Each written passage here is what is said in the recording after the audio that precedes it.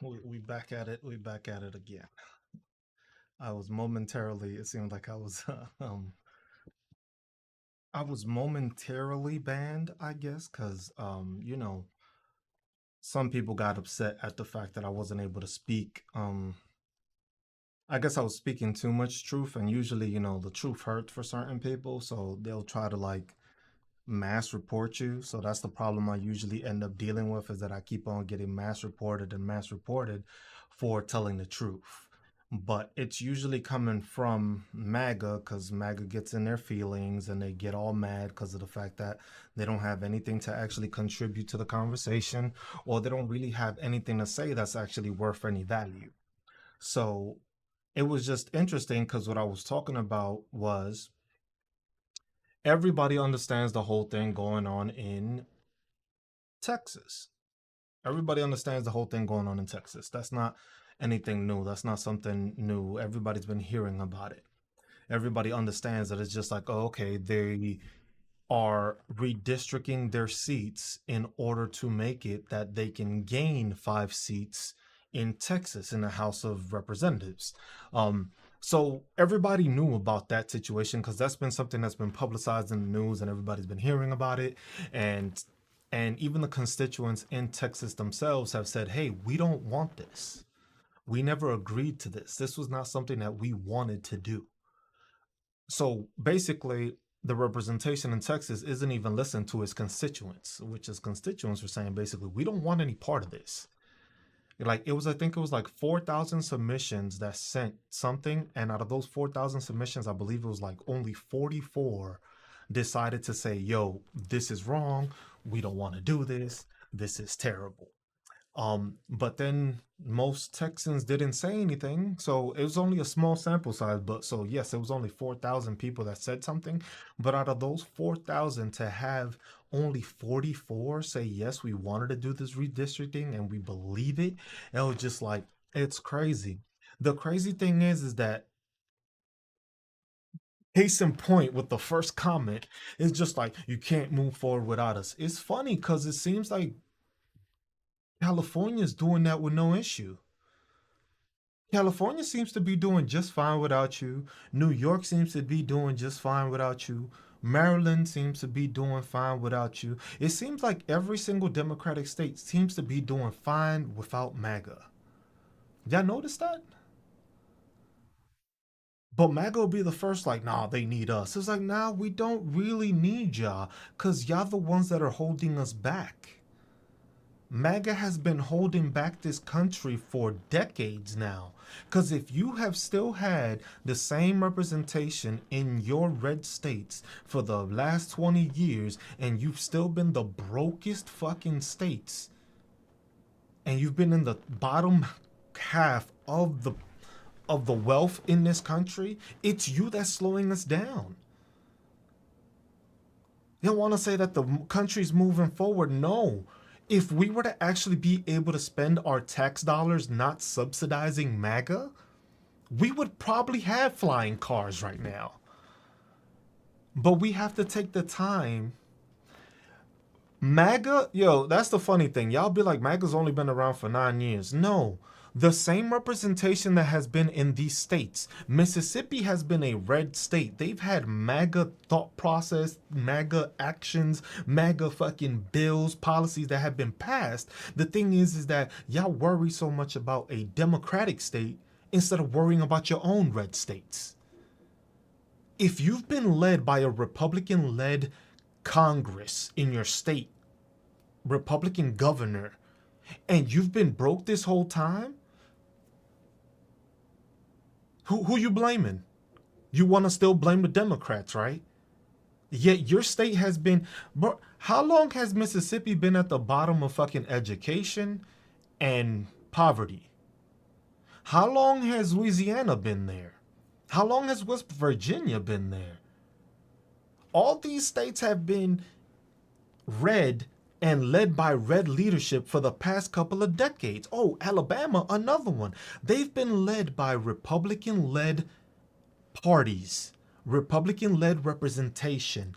Yeah, California's bankrupt because we have to pay your broke ass red states. It's that simple. That's the MAGA will never understand that. California's broke. Why? Because $80 billion that they have and they make goes to fund red states. Imagine what California would do if they had to keep if they could keep the 80 billion and didn't have to subsidize paying for your Medicaid and Medicare for your fucking older people because you don't make enough money in your own state to bring revenue. Because everybody's quick to point out that the Democratic states is broke, but they fail to realize that the money that they're being caused to be broke by is the money that they're distributing to other states. Because people tend to forget, like, population and wages are important. For some of y'all don't understand that thought process. I was just like, that's crazy. That's crazy because the thing is you're a Republican state. You've been poor for the past 15 years. You had Donald Trump twice between those 15 years. You were broke still. How come you didn't complain when Donald Trump came to you broke for that time? 4 years of Donald Trump before and you were still broke. Your state didn't improve at all. You didn't even move up in the education system. You didn't move up in the financial system. Y'all didn't even move up in the healthcare system. So literally y'all had a Republican president, but none of y'all improved during those 4 years either. So why is it that it's a blame the Democrats or independents or whoever else for the failures of your state? That's crazy. Your state has been a failure for the past couple of decades because that's who's been leading it. It's not rocket science.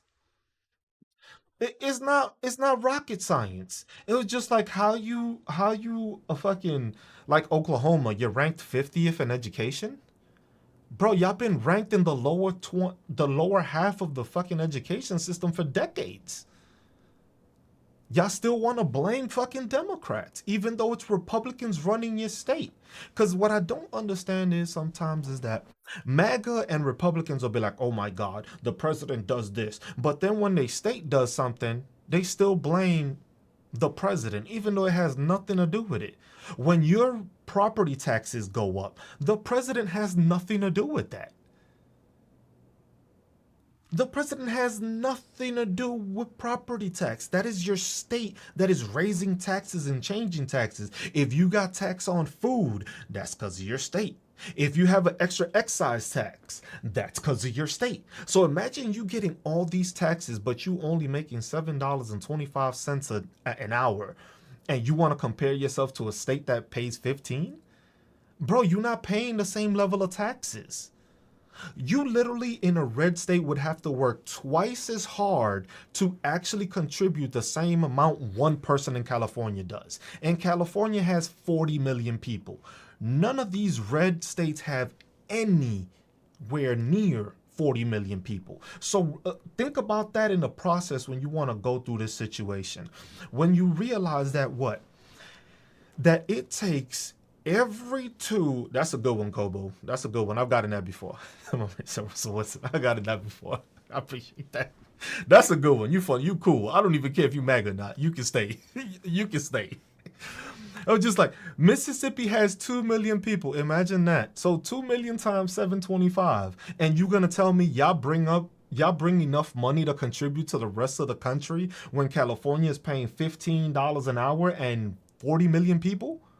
Let's be serious now. I know most of y'all don't got fucking. I know most of y'all don't have good fucking education. We already know that. That's been shown. But simple math isn't that difficult. I know adding a couple of zeros to the million might confuse you, but bro, it ain't that hard to do simple math. That's just simple analytics and simple just comprehension skills to be able to understand that, hey, if your minimum wage is $7.25 and you have a low education, because remember, yeah, BK, they got me. I did the appeal and they let me free. But just in case, y'all see the thing right here? Y'all can go watch me there. Same at, you can watch me there. That way, in case somebody decides to get pissed off and wants to fucking mass report me for some dumb shit, y'all could just follow me up there. I'm doing the stream there. You can see full screen, and it's in good quality too.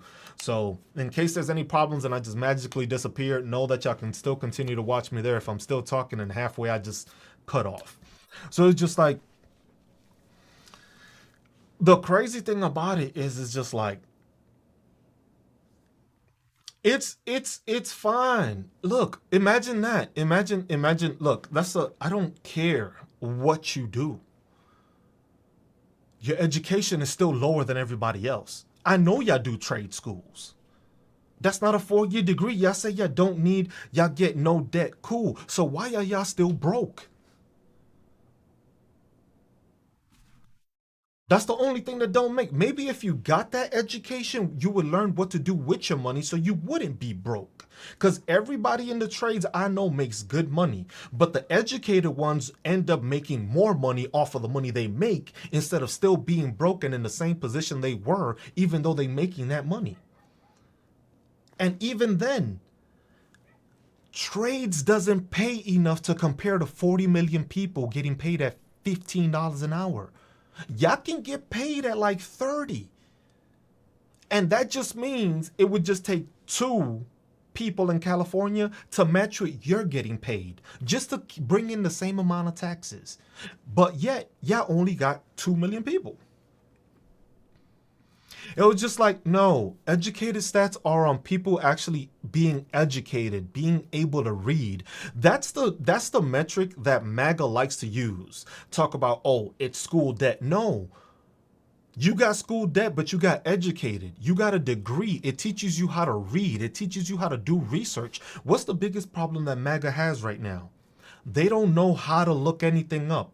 Cause please tell me when it's funny, cause I'm guessing the education system looks at it like, oh, how much debt does K through 12 fucking owe? Right? That's the stupidity you want to go off of.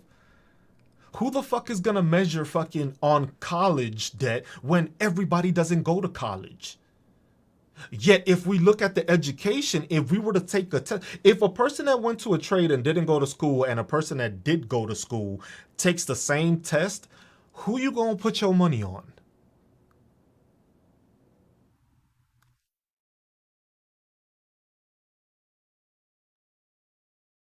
Yep, another idiot bot. See ya. I'm just like, I ain't got time to be wasting with y'all today, man. I'm done. It's just like y'all mass report when y'all start crying and y'all don't make any sense. Like, my man said that education is based off of debt. So then that would mean y'all still wouldn't be the smartest. Wouldn't that make, well, doesn't that make my argument better? Basically saying that y'all uneducated? Because you want to say people are more educated because of debt, and that's what they base it off of. But that would mean they're still more educated than MAGA. Because MAGA don't go to school. MAGA's like, oh, we don't believe in school. It's just like, oh, you can go to school and go in debt. I haven't seen any MAGA be a leader of anything except for Donald Trump. That's the only MAGA I know. But I haven't seen any regular day MAGA person being able to be successful at anything, have you? Crazy. But like I said, it's time to move forward with MAGA. We ain't here to talk with MAGA. We're here to talk with Democrats, liberals, progressives, and independents. I'm not here to bicker and argue with MAGA. We already know you can't make no sense with them. We already understand that you can talk to MAGA all you want. You can present them the facts. You can show them pictures. You can show them lists. You can show them fucking diagrams, and they're still gonna be like, "Oh my god, this is bullshit. This is bullshit." And I was just like, come on, man. Y'all still on the same fucking thing? Y'all running on the same loop and then still fucking slobbing on the knob the whole damn time and haven't even gotten anywhere. Like, how have you been represented by Republicans the past 10 years? Because people just think that it's the president. Yo, it's funny. Like, this is how you know people like Philly didn't get an education. You know why? Because last I checked, Donald Trump had what, 77 million votes, right? And how many did Kamala have? And that was a landslide? Mind you, she only had 4 months of campaigning, and my man was campaigning for over what, 2 years? And you only won by that margin, and you mean to tell me it was a landslide? See how easy it is to not know what it is? Every MAGA, I bet you nobody can find where this 19% approval rating is. Let me guess, it came from Fox News. Fox News told you, right? That's where you get your data from? Because the approval rating of 19, I'm trying to figure out where is it that they find these numbers. Because it's just like approval rating of 19, but then you see Gavin Newsom, and Gavin Newsom has over 19% approval. So if a governor that's planning to run for president has an approval higher than the 19 approval rating that MAGA keeps on pushing, how is it that they only have a 19% approval rating? Yet Gavin Newsom has higher.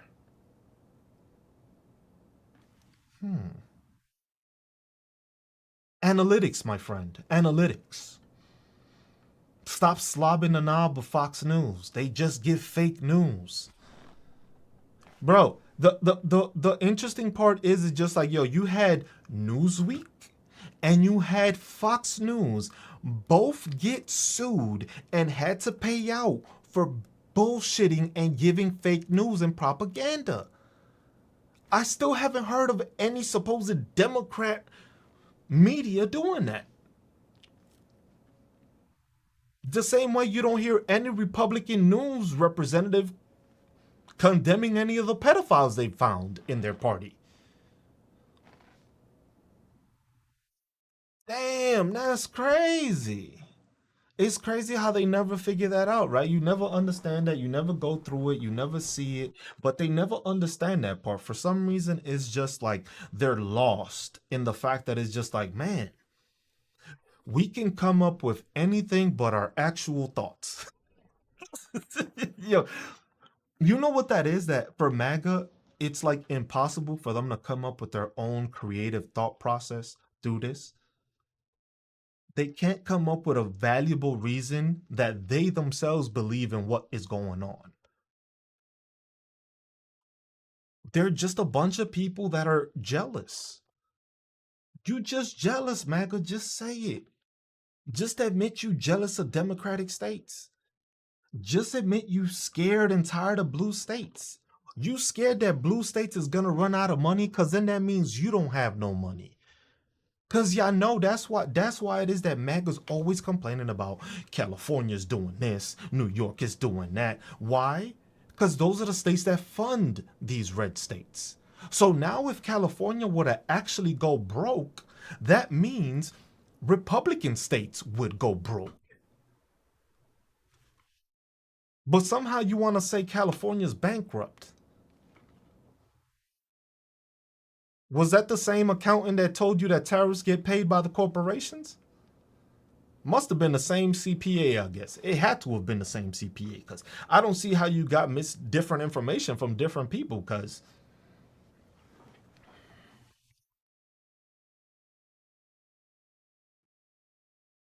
it's just like, oh my God. You notice that the presidency is only going to be done every 4 years? Or did y'all not realize that? We're talking about the midterms, the ones that Texas is trying to gerrymander. Oh, and let's remind people why MAGA decided to mass report me and say I was lying, even though I was telling them just factual information. So what I was telling MAGA before they got mad because they didn't have an answer was that basically in the state of Texas, you know how the big thing is with Donald Trump is, mail-in balloting. It's terrible. It doesn't work. This is tiring. And it's just like, yo, chaotic. Good to hear that, my brother. Congratulations, my man. Congratulations. I'm glad that shit fucking worked for you, my man. I love to hear that shit. I love to hear that from veterans. Veterans come in and just say, "Hey, man, I like I said, that's all it is, man. All you do is like everything now, chaotic. Everything you learned as a veteran that got you to 100%, just pass it forward, my dude. That's it. That's it. You got to 100%. Just make sure if you find another veteran that needs assistance and don't know the system, explain what you did. Explain to them what you did. That's why I do it every Sunday. Because the thing is there's a lot of veterans that don't understand entitlements. They don't know disability claims. They don't know exemptions. They don't know the education stuff and all the stuff they could get. Just make sure to pass it on to the next veteran. That's it. That's why I do it every Sunday. Every Sunday, 12 noon. I do it on my veteran channel on YouTube and here on TikTok. I just do a workshop for veterans. Every Sunday, you ask questions, you leave with an answer, and you don't gotta pay anything. That's it. All you gotta do is show up. But, people gonna hate regardless, but I'm glad to hear that, my man. But yeah, it's just like they always want to talk about numbers and numbers this, numbers that. Remember the numbers were saying that Harris was gonna win. Where did those numbers go? Oh, the same way y'all just made up numbers saying that, oh, the Democrats is. It's funny how, what I find interesting is that MAGA finds it that the Democrats have a lower, like, rating approval, yet MAGA is the one that has to redistrict to make sure to get seats. You don't find that weird? You don't find, like, how does that make sense? You you supposedly winning so well and you're gonna win so badly that you had to go and try to redistrict states in order to get more seats because you know you were gonna lose them. So it's not that you were winning by a landslide, it's that you just lied to people and now people are realizing how much lies you've given them. That's all it is. You got all these people with buyer's remorse. They're like, damn, I thought this dude was gonna fix it. Now I don't got Medicaid. I thought he was gonna make shit cheaper. Damn, everything is getting more expensive. I think people get tired of the bullshit. Unless you those cult MAGA that, are fucking Superman posed up his ass. Like, if you one of those, then there's no saving you. But if you're a regular American, you would understand that a person promised you this, told you they were going to do that, and they haven't even done it. Like, imagine Vegas. Imagine running on a campaign trail and telling people you're going to release the Epstein files. You've done an executive order for damn near everything except everything that was on your campaign trail. The one he has done was the border. But yeah, that's got money into you, right? Actually, that's actually making people lose money because now you got workers that actually, go to work and aren't lazy, not showing up to work and just leaving. But, MAGA was losing jobs, but then MAGA isn't picking up the jobs. And then it's funny how the labor and employment report comes out and Donald Trump decides to fire the person because they actually reported the actual numbers of his economy not producing any fucking jobs. So imagine the fact that you ran on the fact that giving these corporations this whole trickle down economics, giving them these tax cuts and making them permanent, we're supposed to make people and corporations give more money back to the people, right? Because that was supposed to, that's the whole point of it is to raise people's wages. Remember, did y'all not hear what he said today? Did y'all not hear what he said today? On average, the American citizen is making $500 more.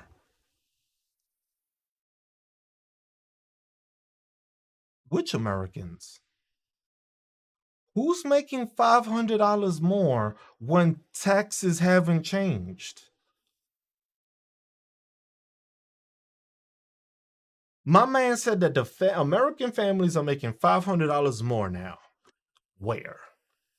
Some people can't figure out what to fucking pay for.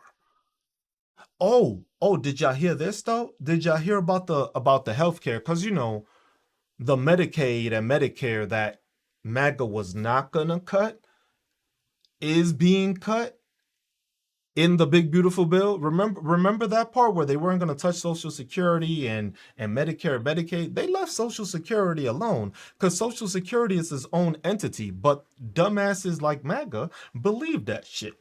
So January of 2027, right? But what you don't know and what you wasn't heard was that what are the pharmaceutical and insurance companies doing? I bet MAGA hasn't heard that part, right? Because they haven't been paying attention because they've been slobbing on the knob of Donald Trump the whole time. So they're not paying attention to everything else. When he makes a move, it has a ripple effect. So Cigna, y'all know Cigna, one of the big insurance carriers, not United Healthcare. We know about them. Luigi said something to them. But you know, Cigna is currently going to downcode everything your doctor puts into the system. So literally what they are basically doing is that they are telling doctors that we are going to pay you less unless you fight the fact that we need to pay you more. So literally, let's say I go to the doctor, right?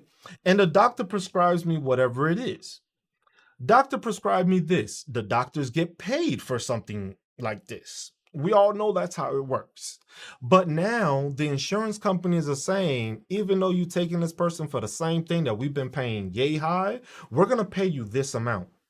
And the only way you will be able to receive the money you were actually getting is that you're going to have to file paperwork.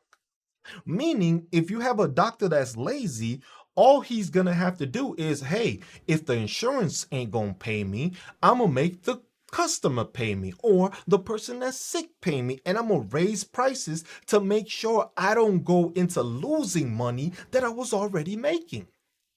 But MAGA's too thick-headed to actually fucking realize this.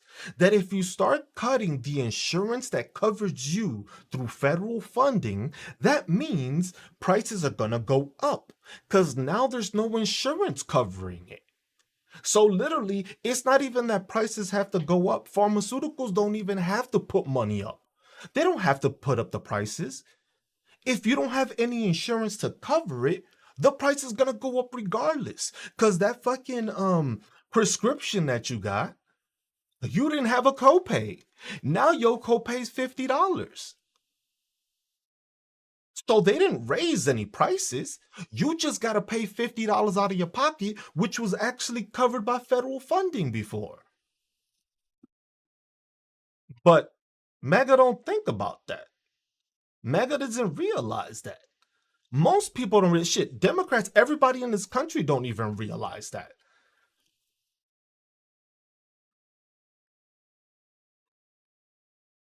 MAGA definitely don't. But it's easy to tell that these people don't understand that. Most people don't understand that that's how the insurance is working. That's how they are trying to make it, and that's how they're going to make sure that you stay in the struggle. Because they're not going to have to raise prices. You're going to be in more debt regardless now, and it's going to hit you harder. Because trust me, if you are barely surviving with your $7.25 minimum wage, imagine having an extra $50 each time you need a medication. Imagine the $50 when you went to go get sick. So what's going to happen? Like most people that come up in the struggle, unless you don't got a fucking bone sticking out your body, we ain't going to the doctor. Now, how you think that's gonna work for health? Because remember, MAGA was already the first ones that didn't even want to wear a mask during fucking COVID.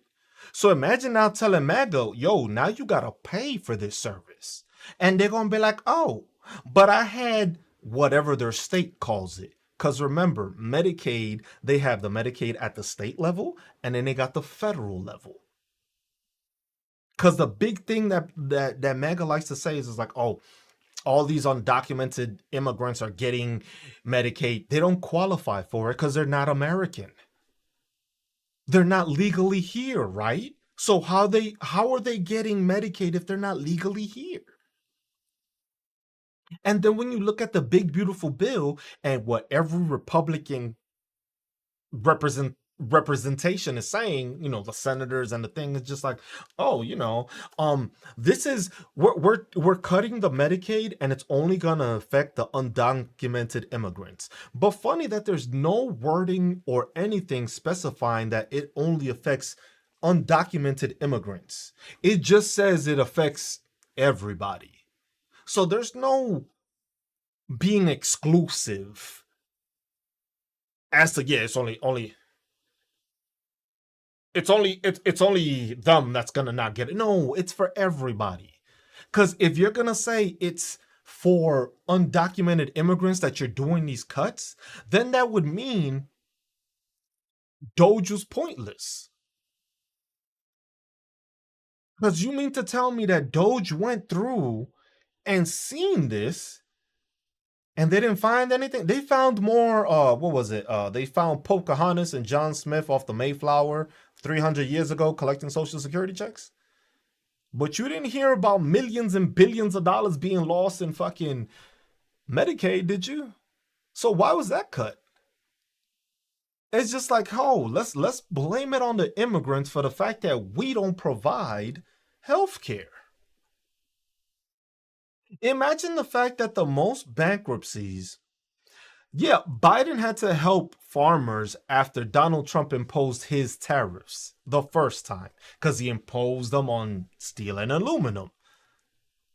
So, what did the countries that receive our stuff do? They basically put a tariff on soybeans. That's what happened with China.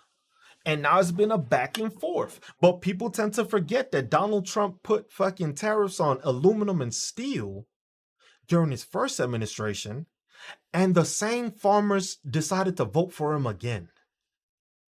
And now what did he do? He threw even more tariffs on it. So Donald Trump basically bankrupted most of these farmers because the stuff that they were shipping, they shipped out of the country. So they ended up paying for more, and a lot of them lost their things or were struggling.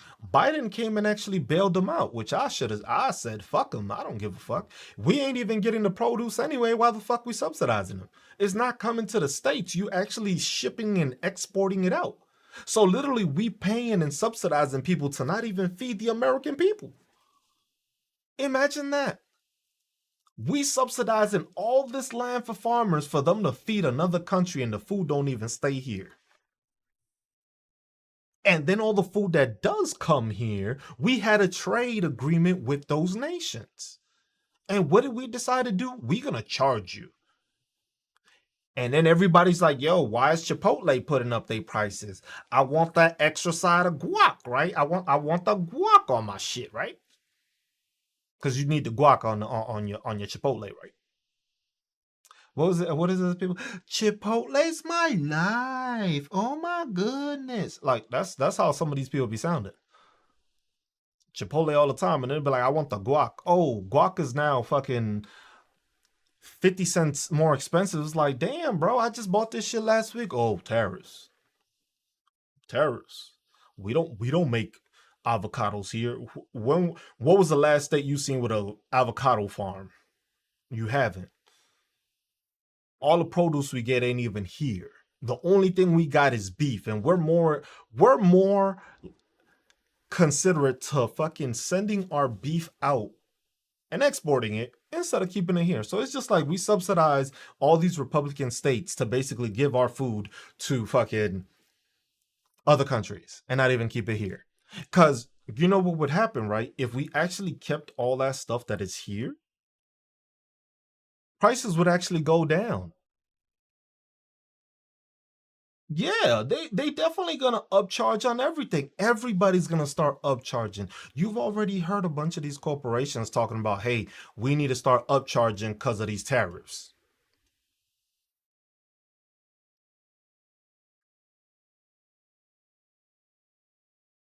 So the crazy thing about that is you're gonna upcharge for these tariffs, right?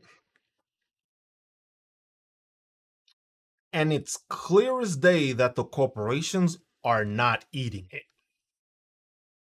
Like, I don't know what other definition for MAGA you need to see. Like, literally, when the corporation is telling you we have to raise prices because of tariffs, that should signal, or maybe like a light bulb goes off or something happens that'll be like, you know what? The corporations are not going to eat them.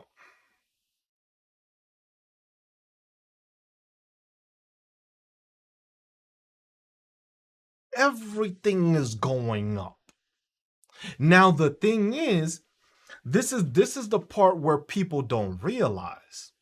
The thing is prices is gonna go up, but you don't know how much. Because they're going to tell you that, oh, it was because of this tariff. But who's actually going to go and pay attention and itemize every single cent that is being added to whatever they're charging you? Nobody. So what are they going to do? They're going to put and implement the tariff pricing. And then if they want to, they're just going to keep raising it a bit more. Fuck are you going to tell? How the fuck are you going to tell? You not.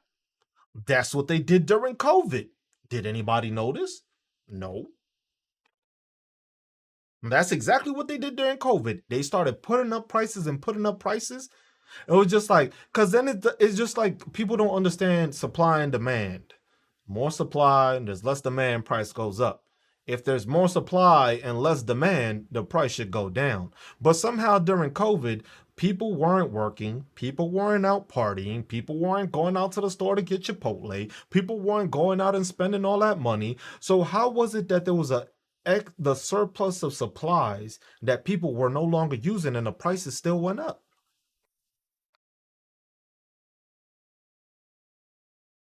It doesn't take a fucking economist to fucking figure that out. Some claim to be economists, and then I wonder what school they go to, because damn, I hope nobody else goes over there to try to get an education. Because it's the same. That's what the man doesn't say. Yeah, they were price gouging the whole time, but people don't understand that because people don't pay attention. People don't complain. People want to be on some bullshit of, um, we're gonna have a blackout day. We're gonna have a blackout day, and we're not gonna buy anything for a fucking one day. We're not buying anything for one day, y'all. But then the next day we're gonna buy double. Defeated the whole purpose of the fucking boycotting. You can't boycott something for one day. They don't understand one day. You know what they charge one day of loss to? They can put that as loss prevention loss. Oh shit, we had a bad day today. Oh, people must have stole our shit. Right off. And then what? The next day they just made twice as much because you came back to pick up the shit you said you wasn't gonna buy yesterday. And I was like, why do you think Target started losing a lot of money? Because a lot of people stopped going. A lot of people stopped going. Yeah, and I wouldn't pay attention too much to Project 2020, 2025 anymore. They basically laid the groundwork with what they're doing. The shit that they're doing now is shit. Yeah, it's that one that they're talking about. But the thing is they know that people are catching on to it. So they're just trying to speed up the process and throw different shit at you. But the thing is what's happening. The American people are too fucking laid back. They're not calling people out. Like I said, you have to start talking about this in your circles. You got to start talking about this in other circles without MAGA. Because MAGA's not going to want to listen to it. MAGA's not gonna listen to anything. We don't have to. The crazy thing is that people don't understand. We don't have to fight. Just don't buy their shit. Don't make them money. Call them out on the bullshit. What's up, Kobe? Oh, just like you gotta call these people out on this stuff. You gotta call them out. You gotta say what's right. You gotta do what's right. What's right is like, hey, if we know this corporation is just jipping us and it keeps on doing this shit, stop buying from them. The only places that you should be fucking buying from are the places that you know you have to go to buy stuff. And that's fucking groceries and a gas station. That's it. Don't go into no fucking Best Buy. Don't go into no Chipotle. Don't go into no Chick-fil-A.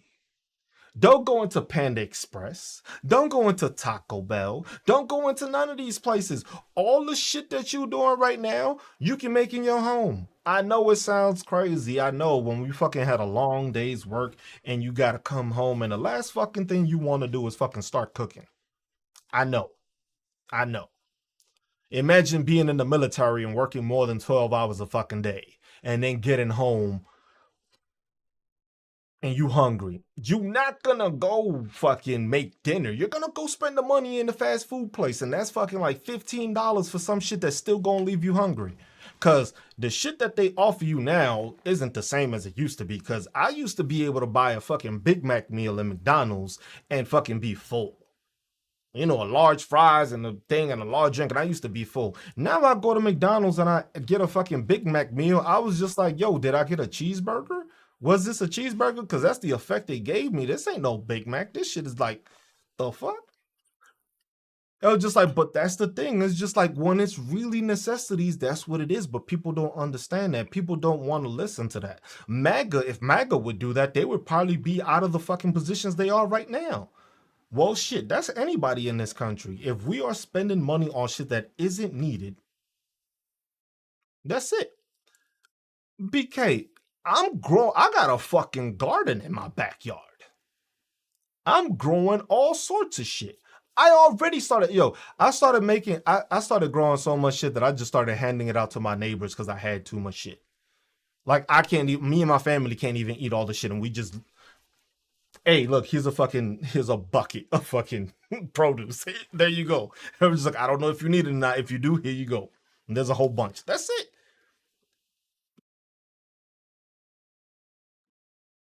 And it's just like, I was like, people, Mega don't understand. Like, I'm strictly just blocking people as soon as they come in. Like I ain't got no time for MAGA no more. That's it. No, nothing, nothing for MAGA.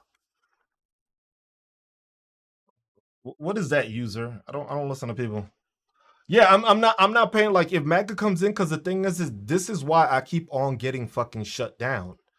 My earlier stream got shut down because MAGA started mass reporting. I started going back and forth with them, and it's just like they get mad because they don't got no answers, and they get mad that they trying to talk to somebody educated.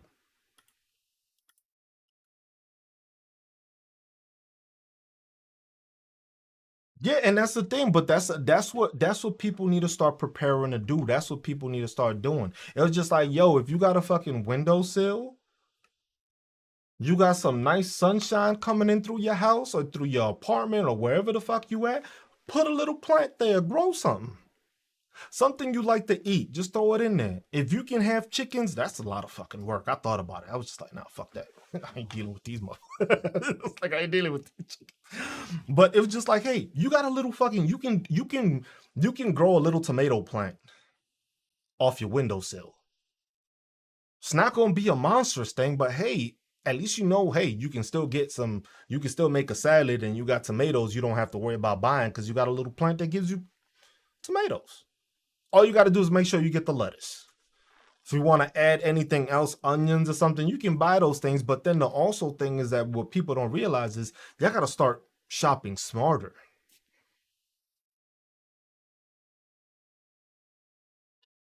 Oh no, them shit. My tomatoes is amazing because my shit. Just start growing produce. That's what people fail to do. People start relying. The thing is like, look, what the problem is that with Americans is like Americans get too fucking comfortable. We get too comfortable with the convenience.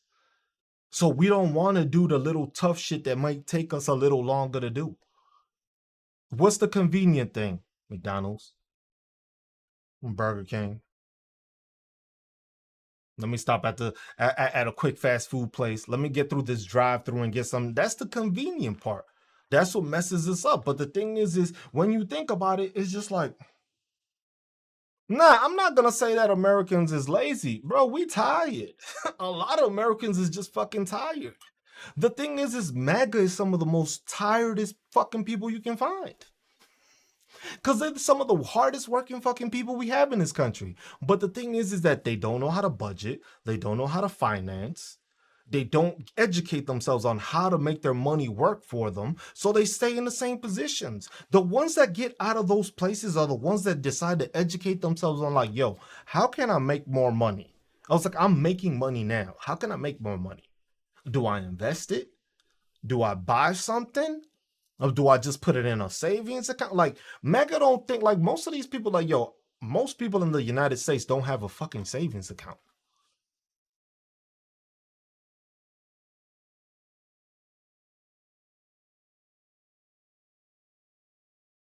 Most people don't have that. Most people don't have a savings account. Most people don't have that rainy day emergency fund.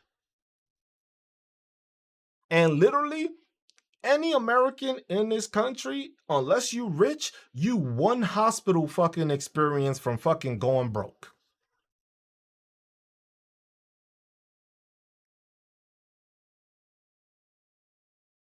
Most people don't got savings. bro, that's what most people, these are the things, that's why I tell these, I say these things and I tell, because it's just stuff that I've researched like through school. I had to start looking into these things because it's like you have to, like, that's why I got my fucking degree in public administration. In order to work with the public and work for the public, you have to understand what the public is having a problem with. You have to understand what part of the root cause is. You're not going to fix or bring a solution to anything if you don't know what the detrimental thing is that's causing it. It's just not possible. You're not going to say you're going to fix the border and say it's all on immigration and immigrants when you can't prove that they're the cause of all the criminals in this place. Because every time lately you watch the news, it's a white person or they're an American citizen committing a crime. But that's the whole point of going to school and educating themselves. It's just like it's the mentality that MAGA doesn't understand. If I tell you that the person that's smarter than you is against you, what are they gonna think? That a smarter person's against them. They're not gonna argue with that person because why? That person is smarter than them. They know they're smarter than them. But if the top person all the way, the president, is saying, oh, these Democrats don't want you to do anything. And it's just like, that's what it gets to. It's not only that. That's something that statewide, like there's fixes to all these things. The thing is that people fail to realize when it comes to the Democrats are the ones that want to abide by the law more and don't want to ruffle feathers because sometimes they too bitch made. Republicans will straight up lie because they know their people are stupid. He did say they're uneducated for a reason. He loves the uneducated. He likes those people. Why? Because they're not gonna fight with them because they think with a lot of people, the thought that somebody has money leads them to believe that they're automatically smarter than them. And that's not the case. You just have people that sometimes are smarter than these people, but they never got the opportunities. They never made those connections. And that's what I tell people about going to the university. Going to the university teaches you how to do research, teaches you how to be professional, but it also, if you use it in the right way, teaches you how to network. You think all these people that end up going to Harvard don't have a connect? Hey, oh man, I know this person started working with this. Hey man, I know this person. Let me give you his number and you can call him and say, I sent him to do that. And it's starting like,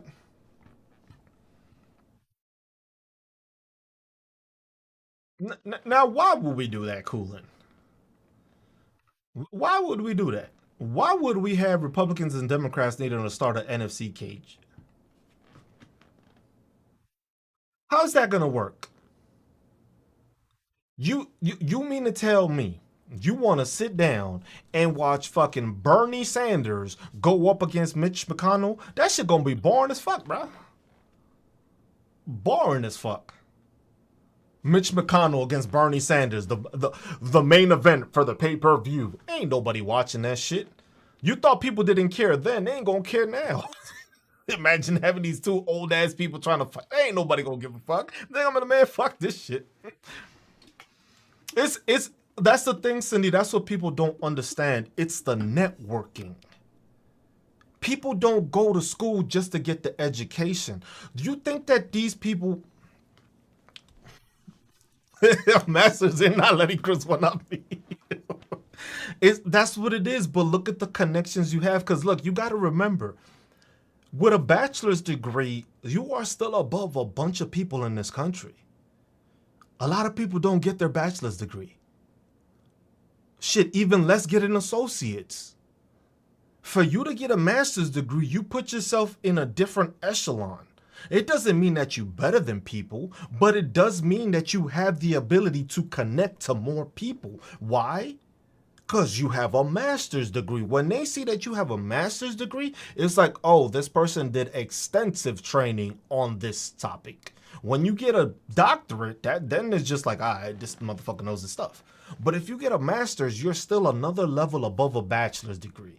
And if you have people that don't have a GED, never graduated high school, never made it to an associate's, never made it to a bachelor's, and you got a master's,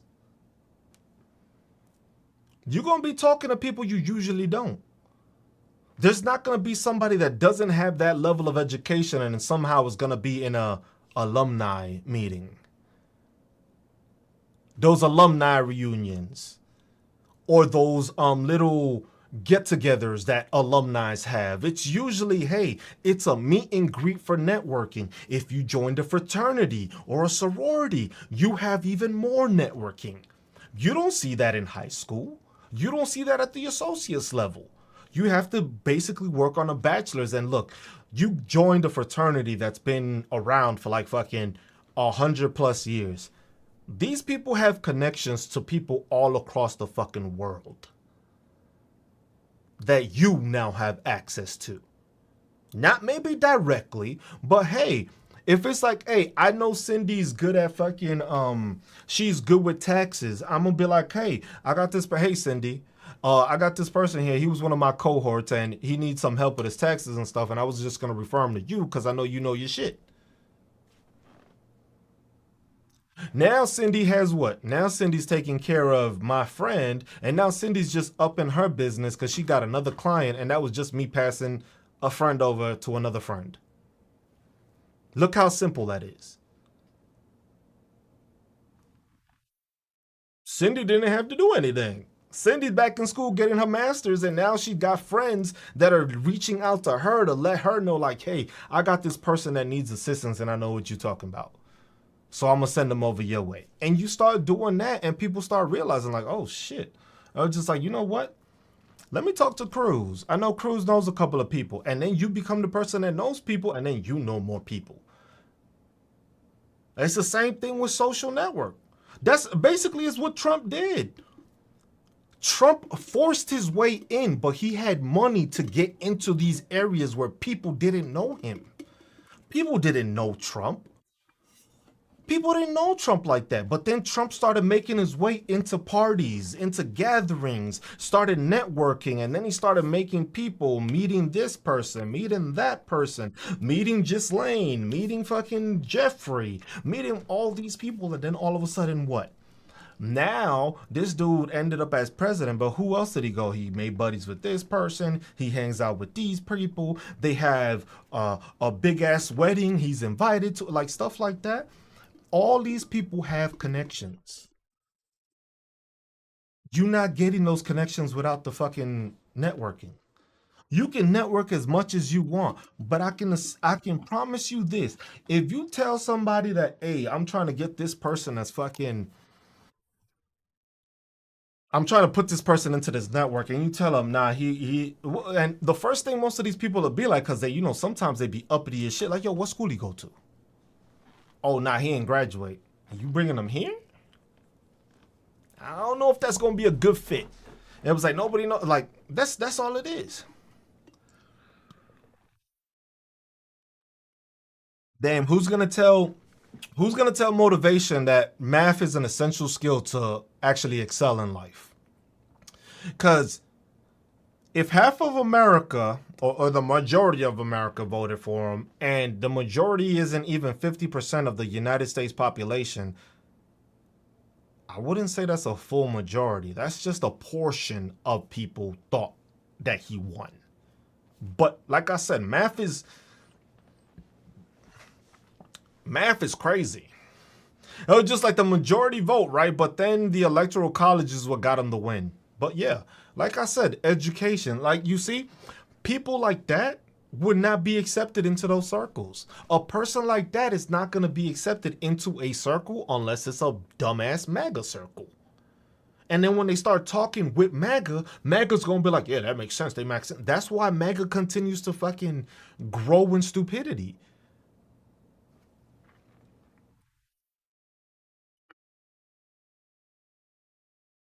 Imagine that you have to fire all the people that actually are doing the right job.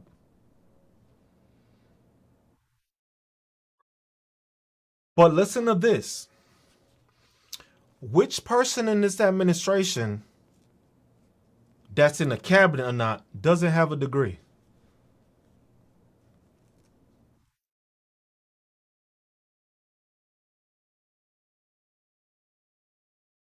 Which one doesn't have a degree?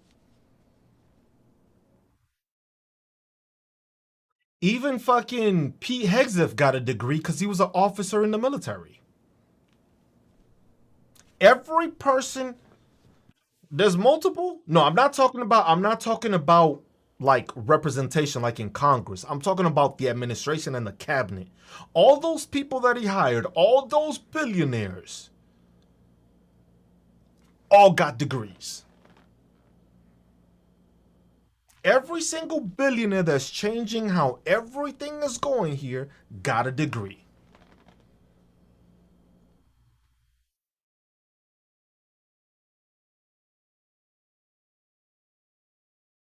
I ain't got time for motivation, bro. I ain't got time for that kind of stupidity today. I'm done. I think I do a lot better. It's like, as you can see, fucking TikTok doesn't want to push my shit, which is okay. Like I said, if I get shut down or anything, follow me on the Just Cruise on or Cruise Talks on YouTube. It's in my damn bio. Also, if I ever get cut off or anything, y'all can just go there. I'll just keep on going from there. Cause that's why I'm just like blocking these people. See, look, Linda McMahon has a BA in French. I bet you she knows people from France, though.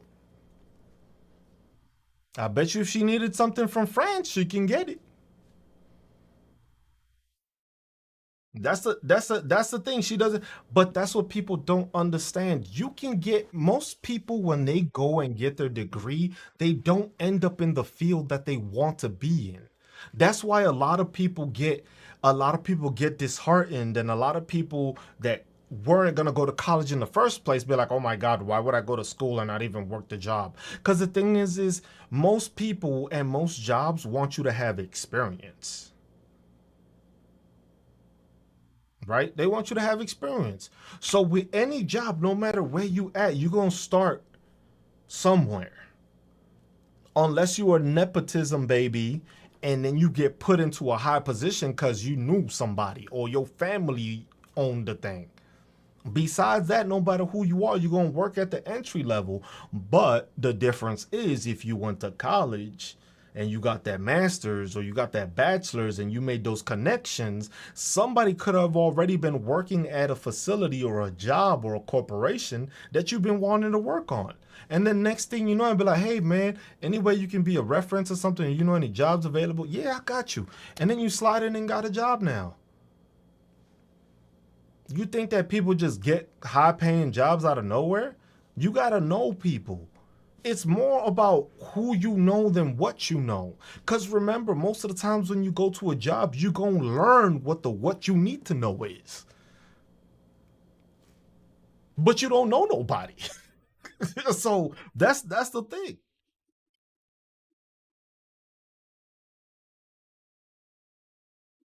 That's what people don't understand that. That's the part that people have that hard concept of understanding that is just like, hey, it's not it's that the thing is just like that networking goes so much farther than you not going to school. Most people start from the ground up. Yep. See, look, and that's I know how, but that's the thing. See, because that's the thing. What did I look at it? I looked at it like this, like, yo, why is it a problem? Why would it be a problem for me not to be able to get a job in this field? I was just like, I did what I did in the military. I ran operations. I can basically be a operations manager or run any kind of damn business on my own and manage it with people, finance. I've done that. But the thing is if I don't know people, I could be the smartest person on TikTok, but if nobody listens to me and I don't connect with anybody, I'm the smartest not known person on TikTok. And I'm not saying I'm the smartest. I'm just using that as a way of explaining. I was just like, you can be the smartest person in the fucking world, but if nobody knows you and you haven't spoken to anybody and nobody else has referred you or knows you as a reference, you end up being the smartest person that never got anywhere or never knew anybody. You got to know people. When you go to school, talk to people. Some people like what I've noticed, and I said this to a lot of the people in my thing, because the thing is, people tend to forget. Like, I'm 40 years old. I don't look it, but I'm 40 years old. I was going to school, and I was getting my master's degree with, I called them kids because they were like 25.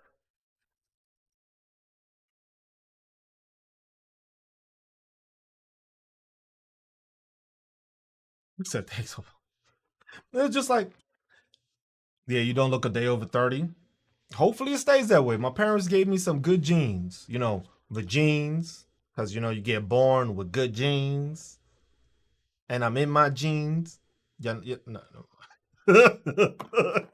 That dumbass fucking commercial.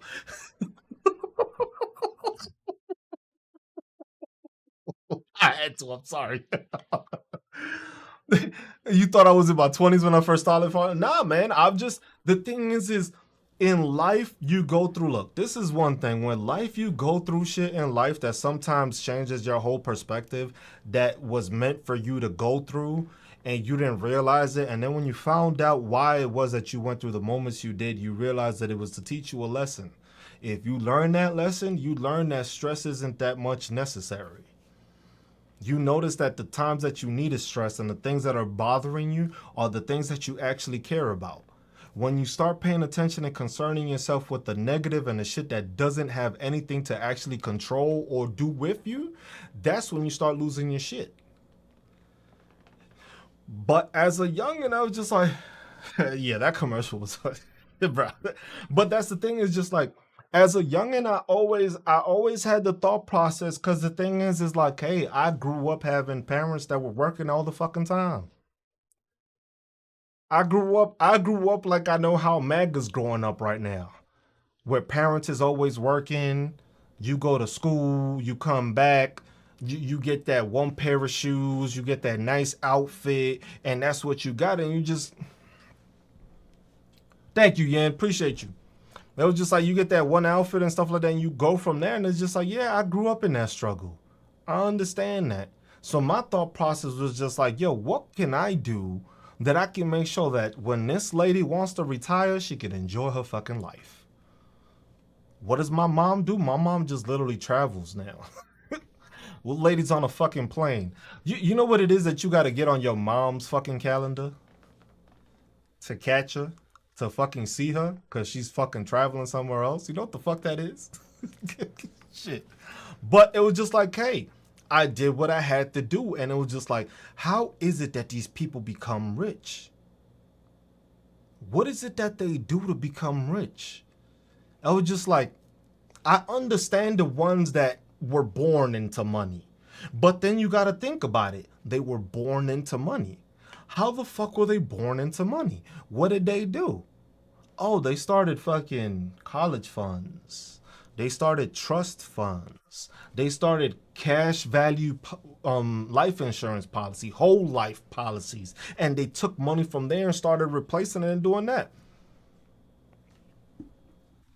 I appreciate that, Kobe. I see. That's me. That's for me. That's the best. That's the best compliment I can get. That somebody told me that I helped them learn something or they achieve something. I was just like that. That's good enough for me. That's why I say it. That's why I do that shit to do it. I don't need. I don't need the gifts. I know some of y'all gift and stuff, and I appreciate y'all for it. Y'all could do it. I'm not gonna say no, but it's not necessary because this is just more as an educational thing. Because sometimes it's just like you realize, like with me, I've noticed like all the stuff I post is because I'm actually passionate about it. I know sometimes the shit don't come out right, and I know sometimes I do sound fucking angry, and it's just like it's okay. Imagine that. Imagine being a bot. It was like, and being me, the person you never seen before, is the reason you vote Republican. Damn, you got to be stupid. But That's what I'm saying. It's those things you got to figure out. How do people get rich? How do they stay rich? How is it that the next generation keeps that money and they haven't even done anything to get that money?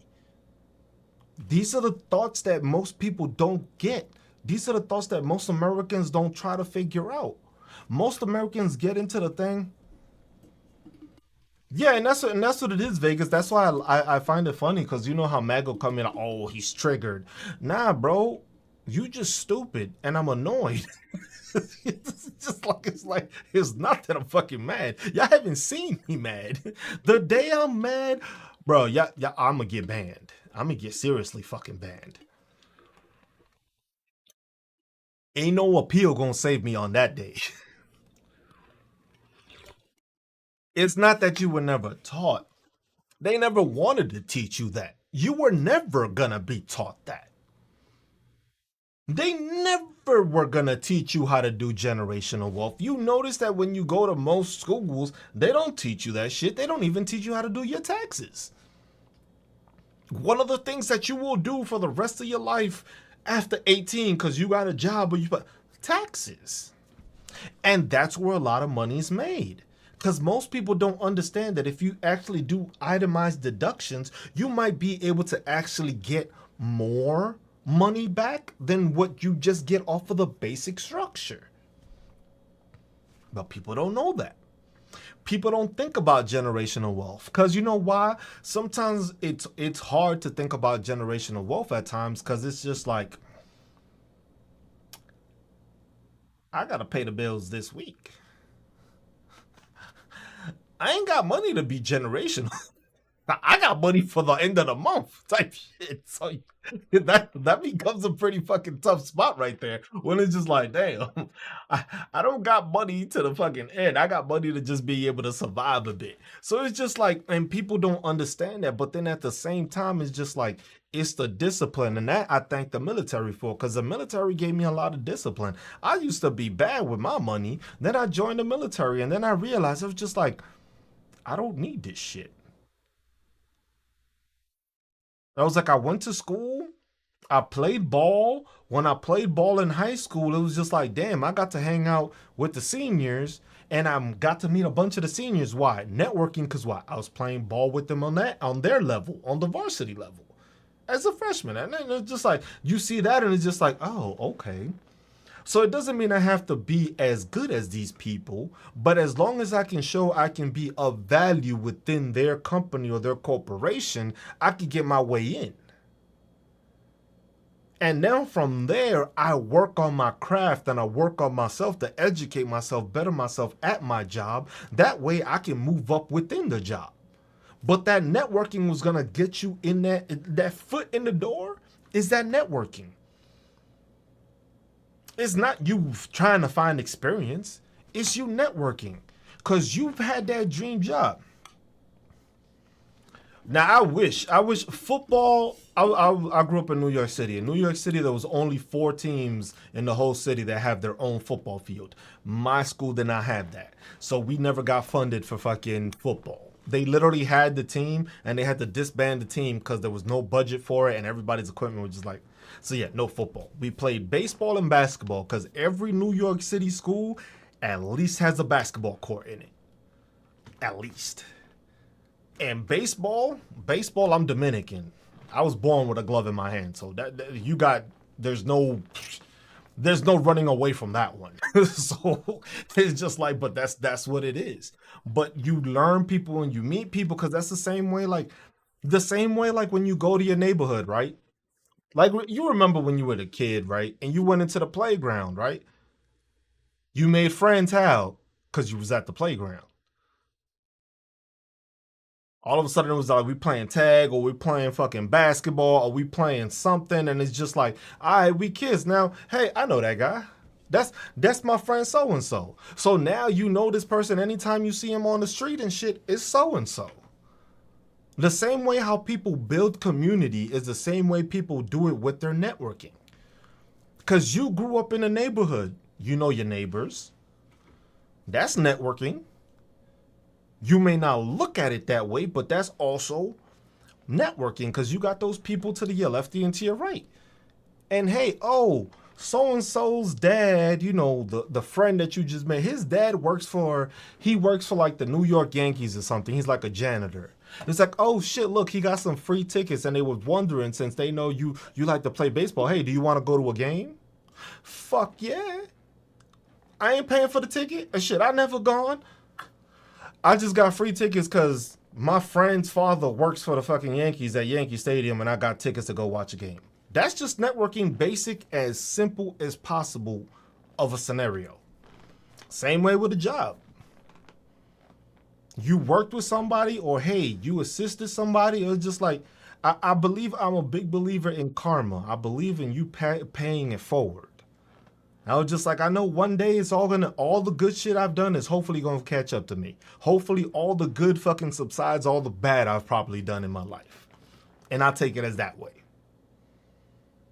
But just helping people, networking with people, it don't hurt nothing to be kind. It don't hurt to fucking be kind to people for no reason. It doesn't hurt anybody. You can make a friend out of somebody by doing that. And it's just like you can listen to people's stories when it comes to talking to people and understanding. But the thing is some people don't understand that. MAGA, learn how to network. MAGA, learn how to communicate. MAGA, learn how to fucking educate yourself. MAGA, do some research. Same thing with the Democrats and the liberals and the progressives and the fucking independents is the same thing. My MLB team, New York Mets. My family's Mets. I used to be a Yankee fan when I was growing up, and then I became a Mets fan because the family became the Mets, and the Yankees have always been a fucking mess. But I'm a New Yorker, so I'll go for any New York team. Don't really root for the Jets, but they're still a New York team. But that's the thing, man. It's just like when you have talks like this, TikTok doesn't want to push this shit because TikTok doesn't want people to educate themselves. Because it's the same way. Like, look, it's even the same way how it works in fucking TikTok. Once you start getting a larger community of people, what do? You end up being reached out to, or you reach out to somebody that you know that has a large following too. And what do? Hey, let's do a co-host, or let's do a battle. And then next thing you know, you got some of their people following you also because you started following them. And that's just an easy thing. That's the easy way of networking. Now you've expanded your capabilities because now you've reached more people just because you interacted with somebody that was at your level or you knew. Now it's hard because sometimes I don't even do the networking myself, but I did it while I was in school. I got a couple, like I said, that one kid I graduated with. I know he's gonna be president one day. I know I'm gonna be working in his fucking campaign. I know that. But I had another one. She worked for the state senator while we were in school. Worked for the state senator. I had an issue that I had to deal with the military. I was able to contact that senator directly. Because I knew that person, I was able to get an inside tour of the Capitol building. I would have never been able to fucking get that before. Most people just get the regular fucking tour. No, I was able to get the behind the stage, everything. I got to ride on the little fucking trolley that they have from the fucking states buildings to the actual Capitol building. They have an underground trail. It's not a big ass train. It's just like a little train on the bottom, and they can just get on there, and that's how they go and do votes. So literally, they have the four buildings around the fucking Capitol building in the middle, and then literally there's trains that will just take you to those locations. So it's just like stuff like that. I was able to do that. Why? Because of networking. Get up here. I know that's what you want. Just jump up. Bro, I ain't got time to pick you up, bro. Why you look so confused? Oh, he found something. Never mind. My cat is here. Don't mind. I'm not going. I haven't gone crazy yet. But yeah, that's the thing that most MAGA will never understand that, and MAGA doesn't get. Come here. You better not be fucking with that cable, boy. I will beat your ass. Get your ass over here. Get over here. There you go.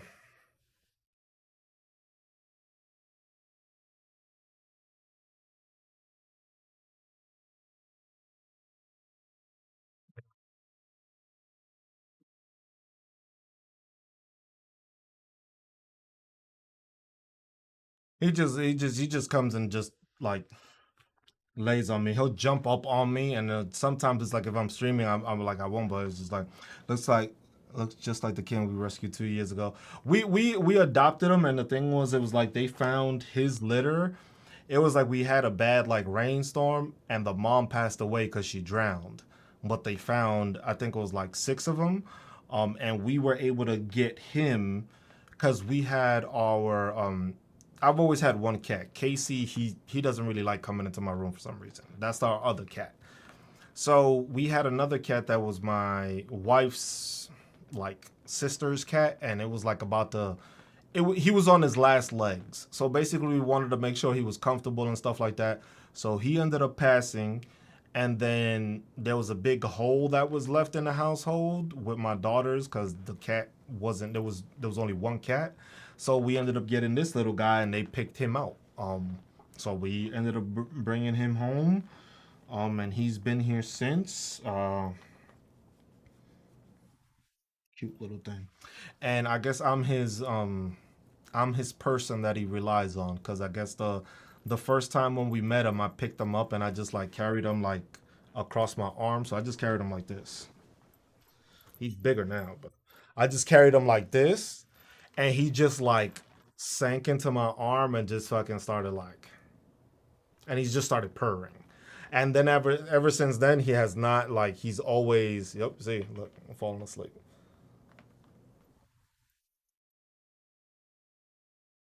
So he's always been like that now. Now the cat is just like I'm the one he goes to. He always comes to me for everything now. Um yeah, you want to go? Bro, last time I forget I was doing something on my computer. My man closed down my whole screen. My shit froze and I was just like, "Bro, you ain't getting on my disk no more." But he just chillaxes. It's just like not even because of this. Yeah, he's bro. Like it's not bad to have a cat because these people. This guy is cuddly. He likes to play a lot. He just very he's very relaxed, and it's very calming to have him, especially with, like when I do these lives and I have to deal with stupidity. And he just pops in. It's just like he's that reminder that I need sometimes. Like bro, these people are stupid. Don't worry about it. Bro, stop playing with that cable, bro. I need that. Don't look at me like I'm crazy.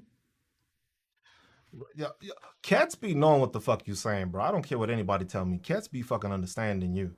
Once they get to understand how your voice sounds, they know exactly what the fuck you saying. They might act like they don't know what they saying, but they definitely know what the fuck you saying. Cause they'd be like, man, you need to lose some weight. My other cat, he just look at me. He give me the mean side eye. I was like, so you understood my ass. My man just gave me the side eye. Like, you said what about me? I was like, he just gave me the excuse me. I was like, I can't say what I want to say what that cat would do to me in my sleep, but just I don't want to high five. Yeah. No, my mom was trying to do that when she visited. She was trying to make him fucking give the paw. And she would just say it in Spanish. She was like, mano, mano. And then he started doing it too. And I was like, oh shit. But they understand. It's just you keep talking to them. They go and realize I think they go off of the octaves of your voice. It's on the deepness of the voice when you raise your voice. That's how they understand you. I think even better. Because the thing is, they understand when you're saying their name and that's what you call them, they understand the name. But when you're like, if you yell or something, they'll look and be like, all right, bro, what the fuck is wrong with you today? They'll look at you like, you haven't had your coffee, have you? Okay. That's why you acting like this. But like I said, it's just stuff like that, man. It's a lot of stuff that it's simple things in life that can have people achieve a lot more. And the thing is, it's like with this, it's just like look, I'm in it, you know what's crazy? I actually made it into the creators rewards program. So I made it into the creators reward program because that video I made that went crazy. That one video that went crazy, it helped me get to the creator thing, right? And you know what happens? I end up getting a notification from fucking TikTok telling me, "Oh, you're considered a business account. so you don't count towards the fucking creators reward thing. I was like, what? So they took my shit away. So now they're saying for me to get back into the creators program, I have to do another 100K views in 28 days. And I'm just like, you know what? I don't even give a fuck no more. It's just like I don't try to educate people for the money, but it's just like, damn. How are you? I'm a former medic and nurse. I'm okay. And you? It's a weird way to come into a thing, but okay. Ah, Army. What's up? Any questions? You got any questions for me? You got questions, just shoot them. Anything to do with VA and stuff like that, benefits, just shoot it out. I don't care what I'm arguing about or saying. If a veteran comes in and asks me a fucking veteran question, you will get an answer. Oh, okay. Appreciate you saying hello there. Appreciate you saying hello. Yeah, TikTok changed the goalpost on me. It was just like, man, I had it. I'm just like, I'm in the creators program, but then they was just like, oh no. It was just like, nah, you, you're under a business account and it doesn't count. So I was like, all right, I'll switch back to a personal account. They was like, oh no, you have to redo the thing. I was just like, bro, I just made it by a lot, and now you telling me to change it. I was just like, I was like, okay, so y'all want to play games? All right. That's why now I just go. Sometimes I just go unhinged on these videos, and I don't care, and I start saying what I said. Like, look, I think the last like 5 videos I posted was the Epstein files. I think I did like 5 videos straight, cause on your FYP when it starts coming out on TikTok that they're like, yo, if you want to go viral, every time you open the app, you got to post something. So I was like, okay, I'm going to do that. That's what y'all telling me to do? Release the Epstein files. Next video. Oh, I forgot to tell you, release the Epstein files. I didn't, BK, when I've been took away my live stream rights for 14 days for something someone else did. Laura, I just got banned earlier. What's up? What's up, Demi? Demore? Oh no, I'm always I'm feeling better. Last night was just it's that's still on my head. Nah, I got two cats. I got two cats. My older cat, cause he's only like I think he's like 7 months, and my other cat is 10 years old. So it's a big gap, but he don't come into my room. Even since small, he's never really come into my room. Um, but he's been different. That cat has been traveled. That cat has traveled most people have ever traveled. Shit. That cat has traveled across the fucking states. It's just a regular tabby. Just a mixed tabby. That's it. Nothing specific. Both of them were at I went to Kansas City. I went with my wife. We were in Kansas City and we went to go get lunch. And the place that we went to, if anybody's been to Kansas City, it's like I think it's Santa Rosa or something like that. Yeah, he's in the chill stage, so he don't fuck with shit. But this little one is getting them active, but we went to eat lunch and then they had like a little, like adoption thing going on. Like, so there was like the lunch place here, and then next door was like cats and dogs and stuff like that. So we went and we saw Casey. We named him Casey for Kansas City. Um, so we saw him and he had a brother. But I was just like, bro, I'm not getting two cats. Like, I can't deal with two cats. I was like, I dealt with two cats before, and that was in like my previous marriage, and I was just like, I'm never doing that again. So we got one, and just a regular tabby. Just a regular tabby. And we just got him. And that cat has lived in Hawaii. He's lived in New York. Where else has he lived? We almost took him to Germany too. I was like, that cat has traveled. That cat has cross countryed with me on the drives from fucking Fort Riley to fucking New York, New York back to Fort Riley. Um,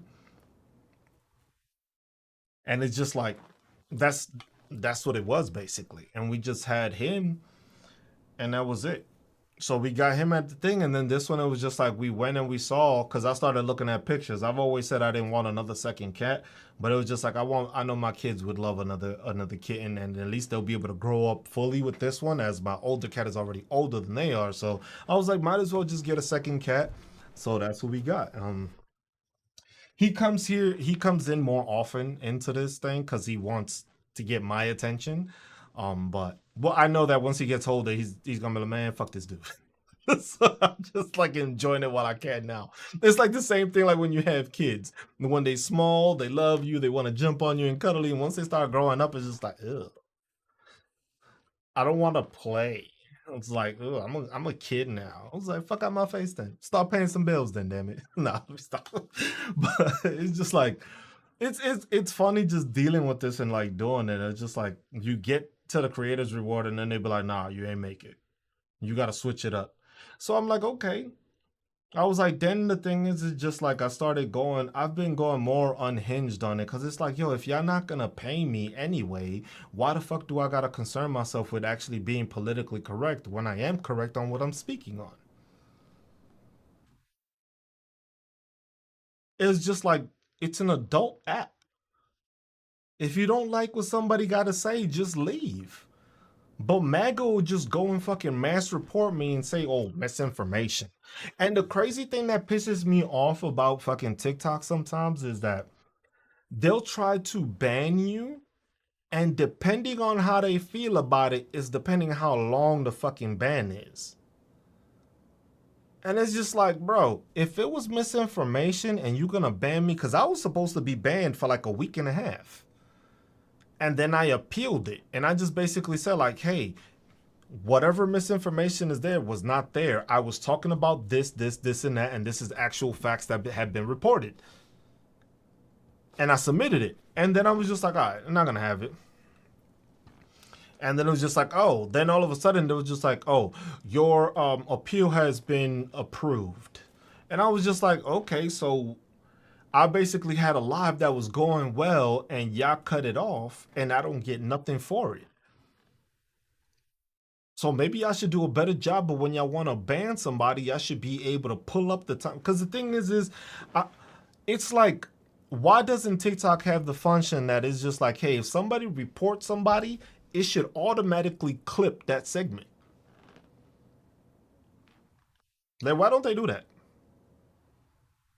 Because if you're gonna say I'm doing misinformation and then you report me, that shit should take a clip of the fucking misinformation and then be able to, they can just review it like, oh, this is what he was talking about. So they did the report on this because they said he was lying. Well, this is actually true. Never mind.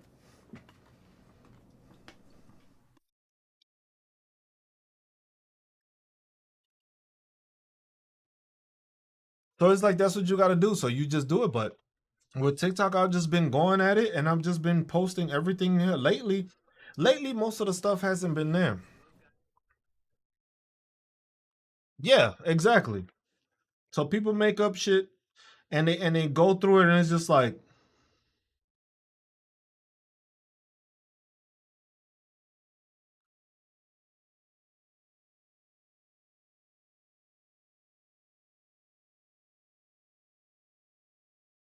oh, I was about to say. I was just like, I did the live incentive shit to try to do it, and I was just like, oh, my shit got 542 likes, but it's the one I made on the fucking military, which I was actually just making fun of the shit of the National Guard being there. Here we go, another nut swallower.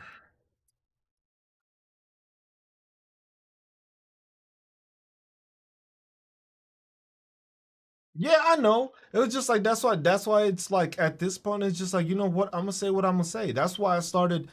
Like, I have my YouTube channel for my veteran stuff, but then I started the fucking Cruz Talks podcast one, which is basically every single episode I've done or every time I go and stream, I am now streaming on YouTube at the same time.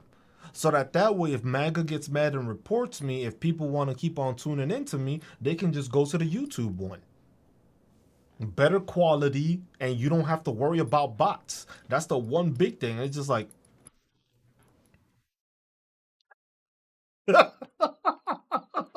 Vegas unicorn. At Just Cruise On. So what it's up like right above me? At Just Cruise On is the handle, but it's Cruise Talks Podcast. And it's just like I've started doing that there. It was just like I only gotta think. Let me see how many subscribers do I have on that one? On that one, I have, let's see. I have 23 subscribers on that channel because I just basically started it up. But my veteran channel is at 5,719, and I'm already affiliated with the on YouTube with that channel.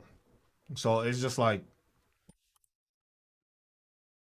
but this new one is just like you got to start over, and it's just like because the thing is I don't really want to mix the whole talking with veterans thing and the whole political thing because it's two different things, even though there are times that they do intertwine because you do have things that do come out and are basically done by this administration or a political thing to do that. The veteran one is that one's also if you go to my bio, I have them both. The first one is the Veteran Awareness Project, which is the thing. I gotta double check. Do I have the let me see something real quick. Do I have the website or do I have the link? Let me see real quick. Give me a second. I'm checking.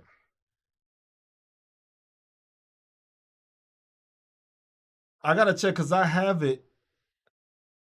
Yeah, so if you go on the link tree, the first one is Veteran Awareness Project. That one is the veterans one. And then the one right below it is the Just Cruise YouTube, which is the one that's doing this. Ah, okay. One's full stripes and the other one's white chest and half stripes, yeah. He looks like our cat looks like he might end up he has you can see the stripes, but I don't know if they'll actually come out. I mean you can see he has it like on his legs. You can see it mostly, but yeah, that's why I was just like I have both those accounts and basically that's what I've been using because with YouTube is just like y'all good. I'm not concerned, man. Y'all having a conversation. Hey, that's networking. That's what you call networking. That's what I was just talking about. Nah, you're like I don't care. I don't. You don't gotta apologize to me, man. That's what you call networking, because that's called communication. And now, if you got somebody you want to ask about cats, now you know. Hey, Kobe. Hey, I got a question real quick. I just got this cat.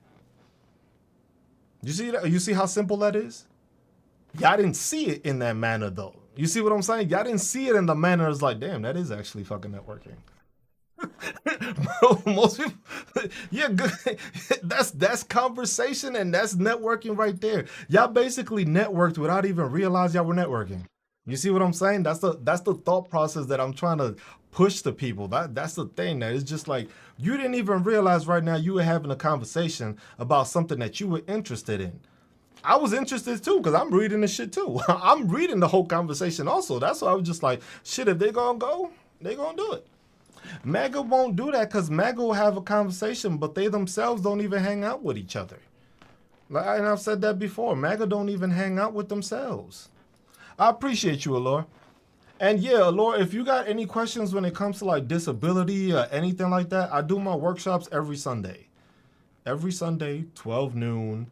I know football season is starting and all this shit, but I do my workshops every Sunday, 12 noon.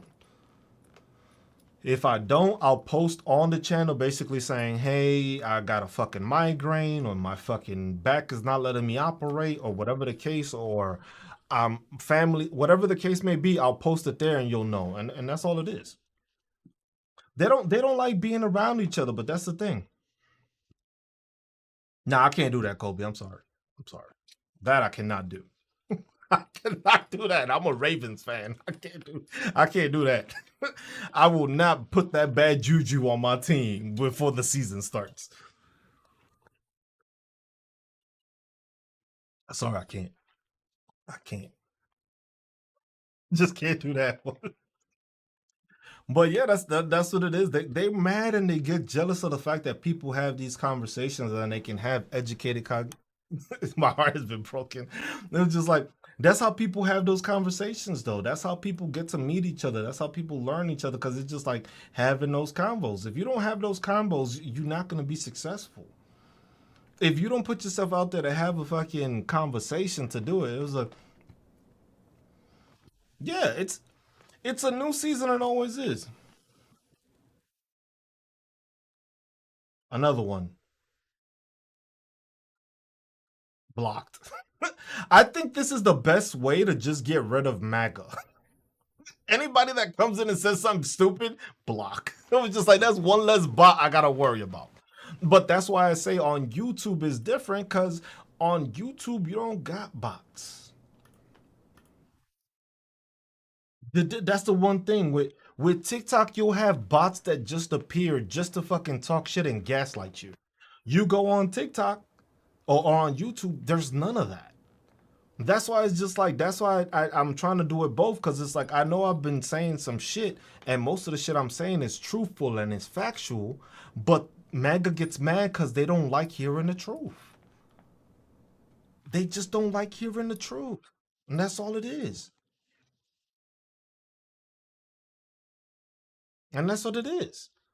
But that's the thing. It's just networking and conversation and interactions with people, and that's how we move forward. Yeah, that should be it. Should be an improvement. Should be an improvement. There's gonna be change.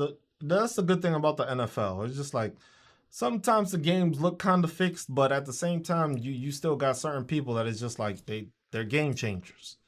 And sometimes it's a different coach. Sometimes it's just that one player that we're missing, or sometimes it's a couple of moves. You never know with sports. That's the thing that keeps people intrigued. And unfortunately, the problem is it also keeps people distracted. It just keeps people distracted. That's why it's just like you know, shit. That reminds me, I do have my fantasy draft this Sunday. I gotta do some research, man. Fuck. You just reminded me about my fucking draft. Fuck. My shit is on Sunday. Yeah, but that's the thing. It's a big distraction, and this is the part that I think is gonna. This is the time period that I think is like I'm gonna try to be the loudest I can be. Cause the thing is most people look Sundays. People are gonna be entertained the whole day with shit, just football, straight up football. So you gotta learn to interact with it. But the thing is these people know this. These people know that people go football crazy. These people know that can be another dividing factor. It's just like, yo, your team sucks. Vote Trump. Some dumb shit that they'll come up with. You know what it's gonna be. It's just like any way that they can try to get under your skin because they can't have an actual educational conversation. It is what it is. That it is what it is. They can't have those intellectual conversations. It's hard to progress when you can't be around people that you can't talk well with. It was like if you can barely talk proper English and you can't read English, you're not gonna try to talk to somebody that's of a profession and knows what they're doing, and you're gonna try to get to know them. They're gonna be like, bro, I don't know your ass. And I was just like, you can barely, I can't understand half of the shit you saying. And that's the thing. It's just like Vegas, from all the fucking times you've been here, it's always the same talking points. It's always the same shit. Imagine having the same talking points since fucking September of this past year. And then been proving that everything that you said in September has been proven wrong now, and you still talking like it's September. Like I just got tired of it.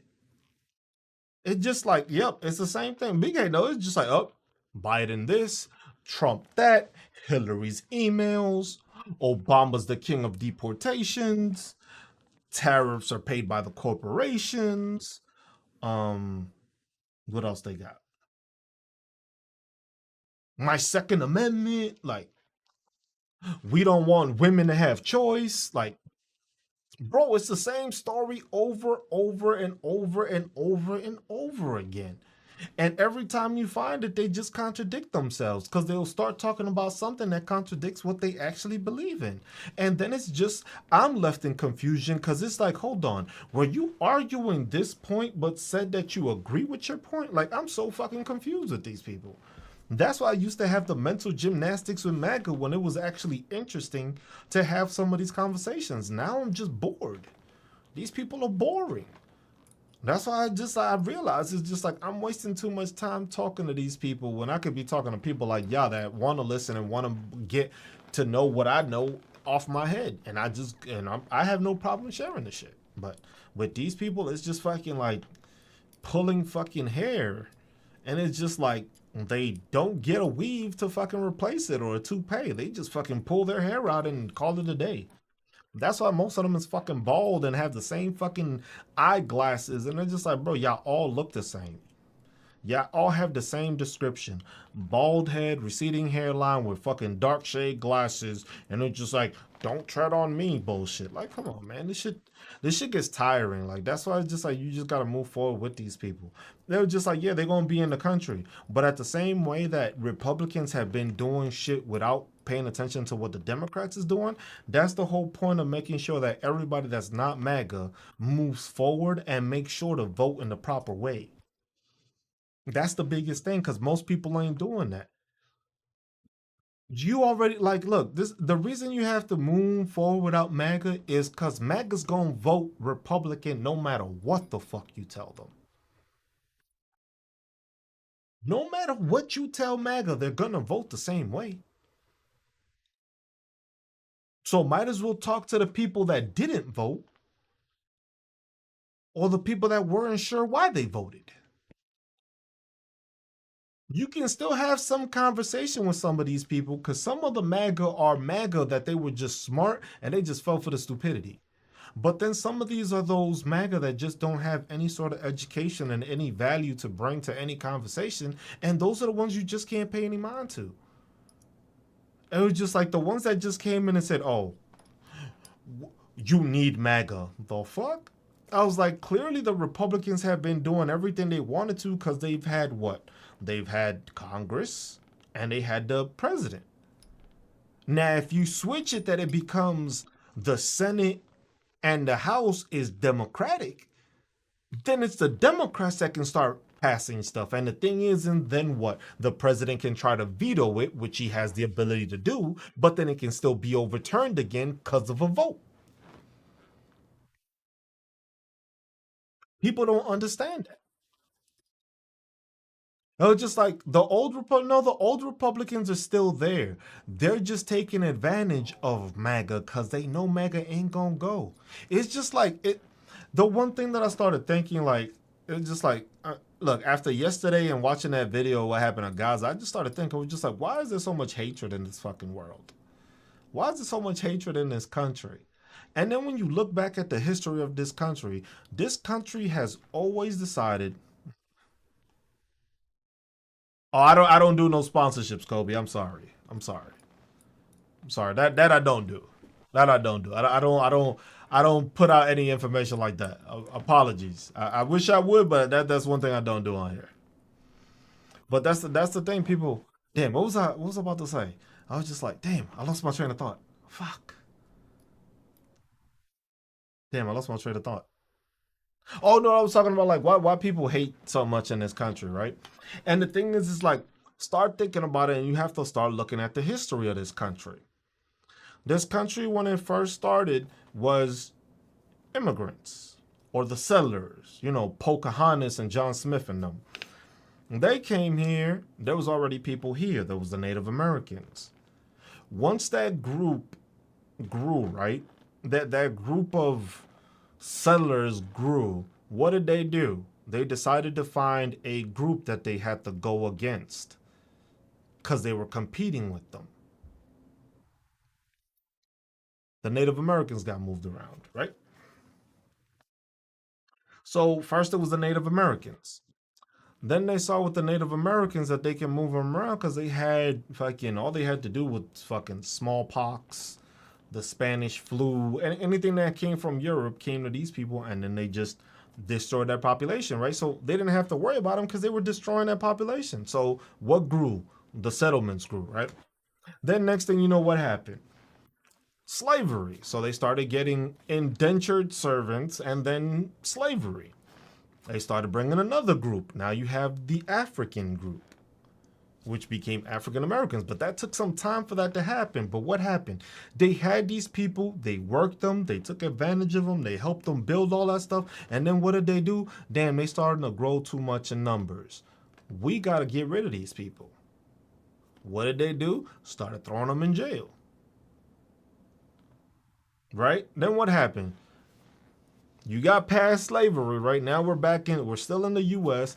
You got this stuff, then what happens? You got what war? You got the World War. And what you grabbing up? You grabbing up Germans, Japanese, and fucking Italians. Put them away. That was a whole nother group. Why? Because a whole bunch of groups left that group because it was just like, oh, let's do that. So that was the group that they chose. Then you got to remember what happened to Japanese Americans after Pearl Harbor. That was another group. They grabbed as many as they could and they tried to get rid of them. Why? Because they were starting to become too big of a number. It's continued the same way. How do they keep the black population down? You put them in jail. They can't do anything if they in jail. They can't reproduce if they're in jail. If you around to nothing but dudes, you ain't gonna have no damn kids. If you locked up for so long, but what do you got? You got free labor. You basically have slavery, but you just saying they're criminals and you're using them as free labor. That was the group then, right? So what happened in those middle age things? Because then you had the civil rights movement, but you got to remember, then the problem was what? The hippies. Because remember, the hippies was taking over. They were gardening all over the place. They were spreading love. They were anti-Vietnam. They were anti-war and all that stuff. And we were just like, what happened? You started seeing people that were gardeners getting locked up. And they started locking up a bunch of these people, saying they were terrorists of the state. You notice how that's a trend with all these terrorists of the state? Just a thing. Yeah, they created the HOA because that was a way of redlining people without having to redline them. That was a way of being able to tell people, hey, I can say I don't want you in my community because you have to have this, and that. Because why? With desegregation, they had to integrate. So a way to have it that you don't have it was just like, well, this is a gated community. We have an HOA. So if you don't fall under these things, you can't live here. And then they outpriced them and made sure that they didn't have the requirements to do so. So now the latest group that it is now is the Hispanics. Because remember, they were doing this for the African American community. They were making sure to lock them up. All right, Vegas, have a good one, my man. They were locking those people up, locked up people, and then next thing you know, hey, what was it? Free labor, internment camps, detention camps, deportation camps. It's like, nah, these people are not going to be deported. What's going to happen is they're going to round them all up, and then they're going to throw them in jails. And then it's going to be what? Another thing of slavery. Another thing of free slave labor, because now you condemn these people as the worst of the worst. Because remember, they said that about the black community when Martin Luther King was marching across the streets. They were saying that Malcolm X was spreading fucking hate. Remember, Malcolm X was spreading hate, but he was just telling the truth of how the white community was treating the black community. So what did they say? Oh, we're going to get rid of Jim Crow. We're going to get rid of this. And then you notice how all of a sudden the expansion of how the prison system just got more blacks? It wasn't a coincidence. But the thing is now that community's there, and now what are they going to do? Now you need another workforce. The African American community is not growing as fast as it should because of all the detrimental shit that this government has done towards them. So they're not growing as quickly because remember, some plantations were outnumbering their masters by a lot. By a lot. That's why they were just like, nope, we got to start getting rid of these people. That's when they started the torturing and they started the lynching and all that stuff. It was just like, hey, we got to keep these people under control. Because the thing is they're growing too powerful. And then what happened? Because you got to remember how many towns and how many locations of black communities that were being successful were destroyed or burned down. And people don't pay attention to that. It's just like all the history shows that the thing is it's always been fragile old white men that they're just scared of the fact that they won't be able to control anything and they won't be the majority.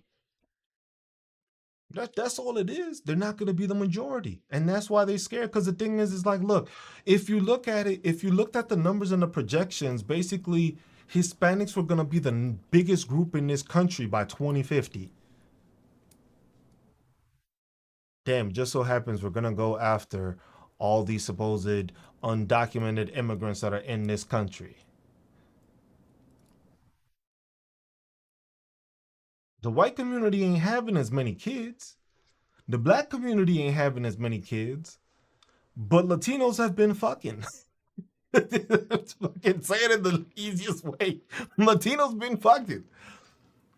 Man, there's too many of y'all coming in. We gotta slow this shit down. We gotta put a stop to this. We gotta slow it down to the point where we gotta jail these people and we have to have them scared to actually be here, so that they can either leave on their own or we gonna lock them up and use them that way. But that'll make them think about, damn, do I really want to raise a kid here? Do I really want to raise a family or have a kid in this country? Like, yes, it's great to be fucking born in the US, but the thing is remember, some of these are anchor babies. That's why they want to get rid of birthright citizenship. Because that allows that family to continue in the States. Because now that family, if it weren't for the fact that those immigrants came over and they had that kid here, they wouldn't have a reason to stay here. So they don't want the ability, because the thing is now that means if that family gets to stay here, that means that family can keep on making more kids that are citizens. That's a problem for them. That takes away their numbers. And that's what people need to realize, that it's not just a ploy, because it's just like it's just the worst of the worst. It's them finding a way to eliminate and minimize the group that is currently growing at a faster rate than they are, at a faster rate that will make them a minority. Because at the same way, when you look at that timeline that they did for like what 2050 or some shit, the African American community was still, I think, third because of the mortality rate and the birth rate that comes from it. But people don't look into those things. People don't research that. People don't pay attention to that because they just think it's like, oh my God, these people are evil. They are. But they're doing it for a reason. All these people in jail, how do you think you get all that free labor? Shit, I think in Louisiana, of all places, they send people there and they have them like as like I think kind of like a work release program kind of thing. They're still in prison, but they can work at like a McDonald's or some shit. Like they can work in certain jobs even though they're in prison, but they're not getting paid as if they were working a job. They're still earning the money that they're earning while they're still in jail. So you basically have minimal labor, but the reason that they justify it is they're a criminal. They're a criminal. So we can work them as much as we want because they're criminals. And that's how they do that. That's how they influence it to make it seem like that. That it's just like, oh, all these immigrants is dangerous and stuff like that. No, they just want new labor. Because if you have these people locked up and you tell them, hey, if you work long enough, you'll be able to get out. Don't that sound familiar? Don't that sound a couple of centuries old?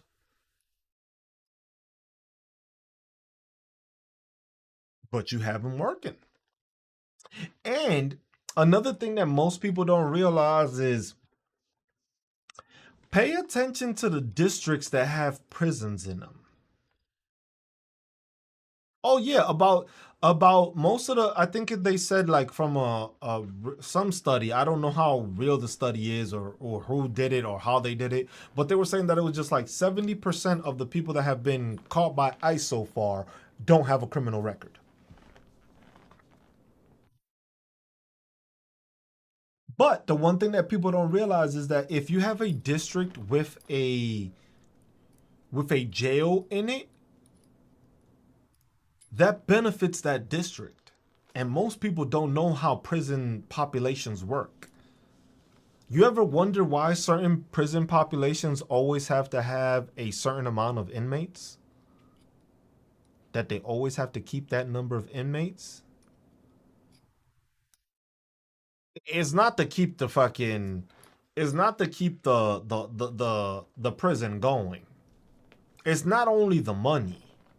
Most people just think it's the money. It's not only the money, BK. What people don't understand is whatever district that prison is in, most likely is Republican. I'm not sure how much of it is, but it's a Republican district.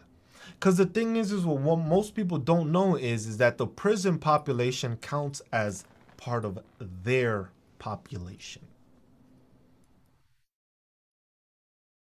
So if your district got 5,000 people, but you got 2,000 in the prison that's in your district, you actually have 7,000 people now. Because the prison had two, your district had five. They're going to count those prisoners as part of the district's population, which will allow them to get more representation. But those inmates don't vote. So their vote doesn't count towards it, but they count towards the population. So literally, you have a population of 5,000 that can vote, but you're counting it as 7,000 people that you have in your district. Meaning, if you have more of a population, that allows you to have more representation in the state's Congress. See, these are the things that most people don't pay attention to and don't look into, though. These are the things that people be like, "Oh shit." Hey, you see what I'm you see what I'm saying? That's why I don't know the number of prisons that are in a Republican district, but if you start looking at the numbers of prisons, those numbers get put into that district. So whether it's Democratic or Republican, those numbers in the prison count towards the population in that district. Their vote isn't of value, but you don't need the vote because you need the population. So if that's saying that you have 7,000 people in that district and your district of the 5,000 people that voted wanted it red, now you won that red district, but now you're counted as 7,000 people. So that might get you that extra seat, like how fucking Texas is redistricting. That's how they do it. And aid the district by population. That's why they have to keep that quota. Because you know why? I need to make sure I can win another representative because I know I got an automatic 2,000 people sitting in that jail or sitting in prison. I got an automatic 2,000 people that's going to be added to however many people I have in my district. And I can be represented more. Meaning now I have somebody else that will vote for me, even though the people that are there didn't even count towards the vote. Because you could have a whole prison and they could all vote Democrat. Won't matter because they don't vote. Unless in certain states, if you have a felony, you can vote. For some of them, I think it's either New Hampshire or Massachusetts or Rhode Island, one of them, that you can actually vote with a felony. You can vote while incarcerated.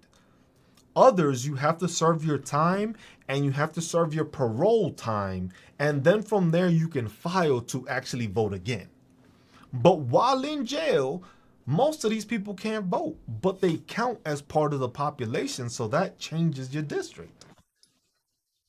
It's things that have been ingrained and put in like that into the system that people don't know affect voting. Because if these people can't vote and they're in a prison, those 2,000 shouldn't count. Because literally, that also means it's loopholes. And that's what Republicans love doing. Republicans love finding the loopholes. And that brings me back to that whole conversation of how do these people get rich? How do they pass generational wealth? And then you pay attention to it and you notice it's just like, oh, it's a loophole. Oh, did you know that if you put the home you own and the land you own into a actual trust and it belongs to the trust, when it comes to you giving it to your family as a beneficiary, instead of that person having to pay taxes on that home that they just received, they wouldn't because it's in a trust. So it belongs to the trust, and the trust is passing it down to them. That's how they do it. That's what it is. That's literally all it is. These people give, they build corporations, they do that. Nah, they're changing in BK so that it's harder for people to do it because they started realizing people were educating themselves.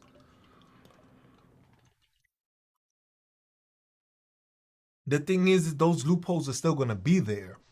The thing is what they're doing is, oh no, you still can. If you put it into a trust, you can. If you put it into any other thing, then that's the loophole they're trying to do. But most people don't build a trust because most people don't build money and save money to actually open up a trust and put everything into the trust fund.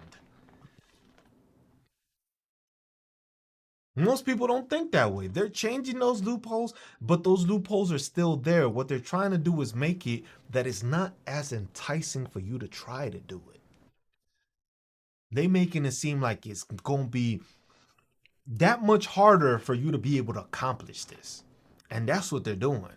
They're making it so that, damn, BK is getting too smart for us right now. We got to find a way to slow him, whoever down. Whoever she know that she teaching us, we got to slow them down too. So you know what? We going to say we going to get rid of this. We going to get rid of this.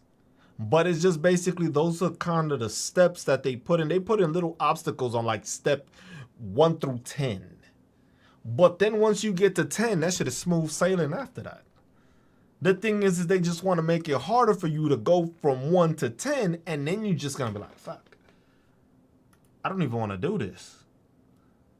This just seemed like a lot of work. I gotta do this. I gotta file for that. I gotta put this in writing. I gotta do, and then when people start hearing all this paperwork, and you gotta do this, you gotta file for that, and you gotta need these forms, you gotta do it on tax form this, and people hear that and they lose their mind, just fucking blows. Cause it's just like, bro, I never learned this shit. Ain't nobody teach me. I was just like, I went to fucking school. Ain't nobody teach me about taxes like this. Ain't teach me about putting into a trust and then fucking estate tax and fucking all this tax. And I was just like, what? You need to look into it.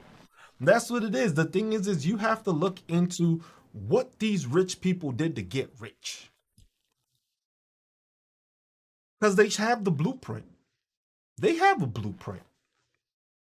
You just need to follow the blueprint and shape it towards how you can make it be beneficial to you. The blueprint is there because everybody else is using it. All these people at the top is using it. You're not going to tell me that it's not a loophole when the richest people in the world ain't paying no taxes. You can be that way too, but you need to learn how to do those taxes. You need to learn how to find those loopholes. You need to know what that tax code is.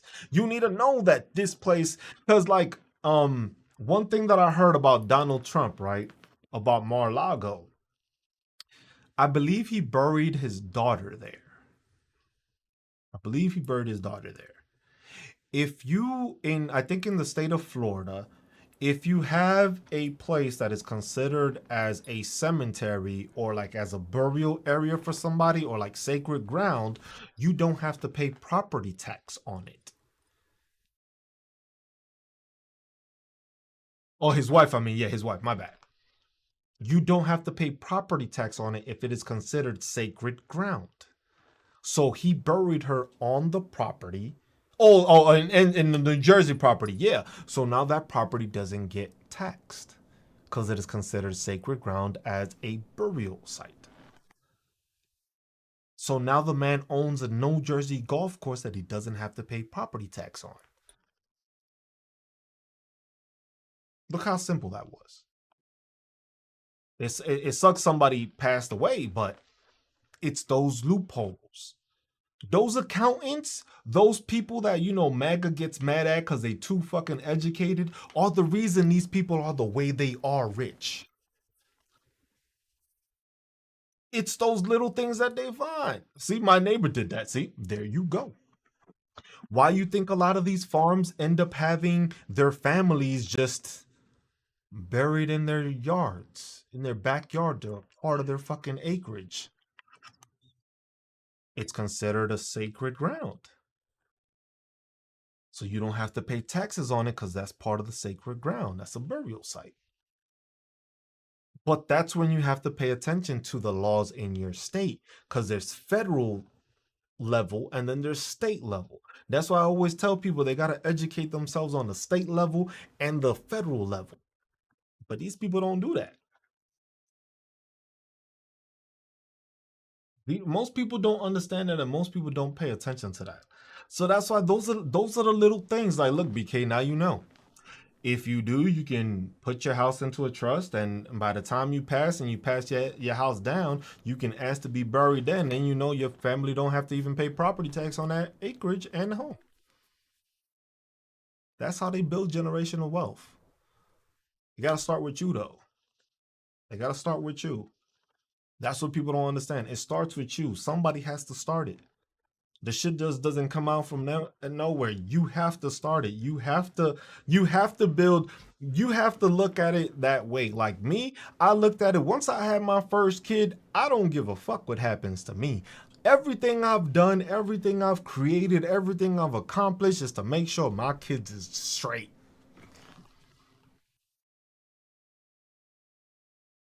It's like there's not many people that at 40 years old could just stay at home all day. Take their kids to school with no problem. Pick them up from school. I sacrificed in the military, but I also learned in the military. I invested while in the military. I paid attention. I was just like, damn, I got a fucking the TSP, and the TSP is matching me 5%, well, 4%, but they're matching me that percent. It was just like, that's free money. I gotta take advantage of free money. Cause whatever I put, they're gonna match at least part of it. So I definitely gotta put some money in because I'm making money back at the same time.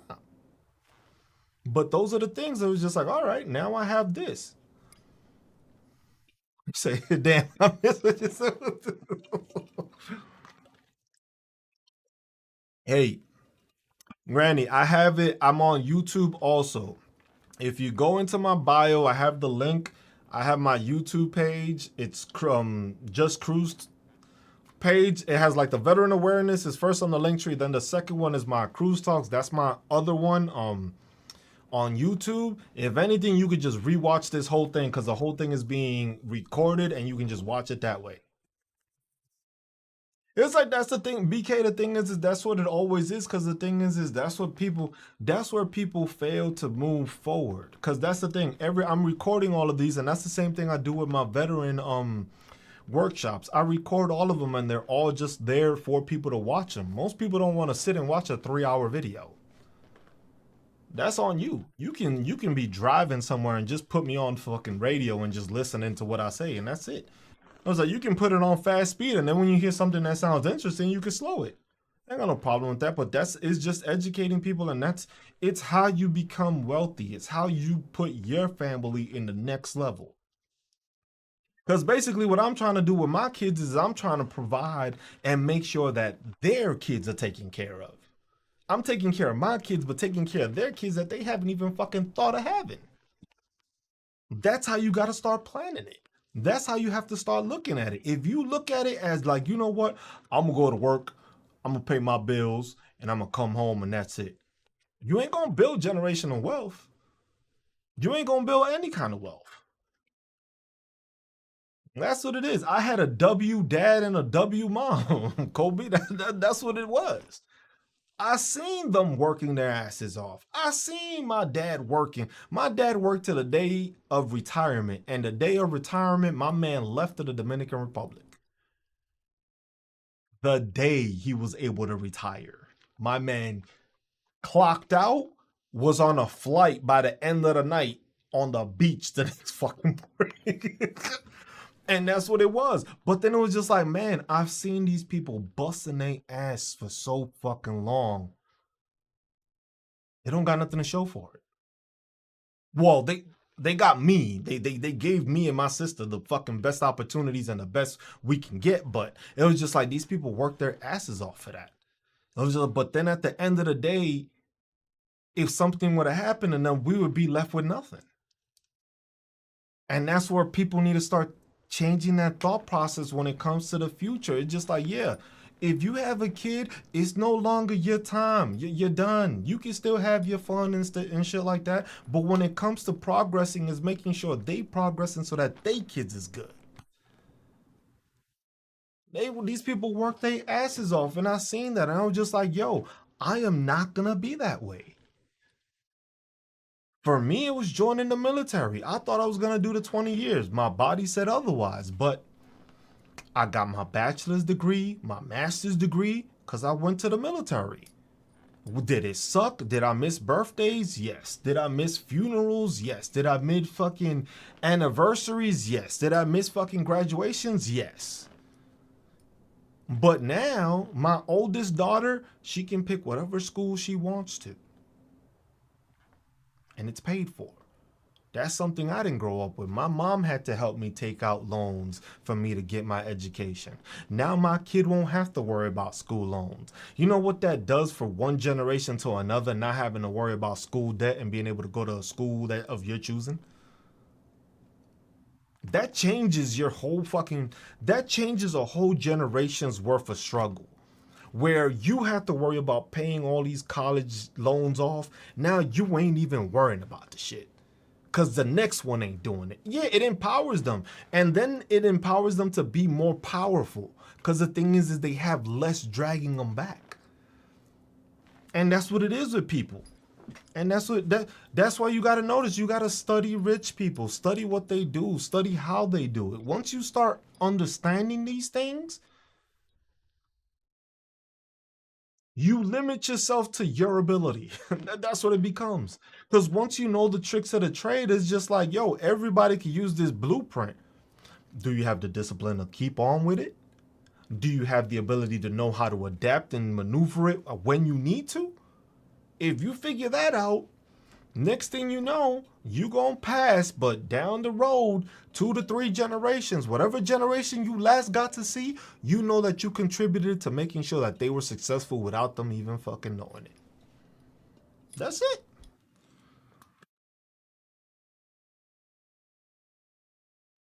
Now you just became a person that's successful without even knowing it. Now you got kids, your kids got a college fund. Them, them doctors. Yep. And that's all it is. And people don't realize that and they forget that stuff. That's the stuff that people don't pay attention to. And that's the stuff that people need to listen to. It was just like you keep doing that and you keep learning that, you worrying about the next one. And this is the one thing that people, I think this is one of the parts that MAGA struggles with the most. Well, most people do, but MAGA the most. Most people think that, yo, if I work my ass off, I'm going to be successful. It's a damn lie. It's one of the biggest fallacies of the fucking US. If I make sure to work hard every day, I go to my 9 to 5, this, and that, I'm going to be super successful. No. If you notice, rich people, what do they got most of? Most people don't realize what rich people got the most of. It's not money. It's time. What do rich people got? The time to do whatever the fuck they want. It's not money. It's not money. Most people think that, oh, you're a billionaire, you got all this money. Yeah, they got money, but now they have the time to do whatever the fuck they want. Imagine to have the money that you can fucking rent out Venice. for your wedding. That's that ultra billionaire type shit. But imagine the fact that you can have a week long rental of a whole fucking city in a foreign country for your wedding.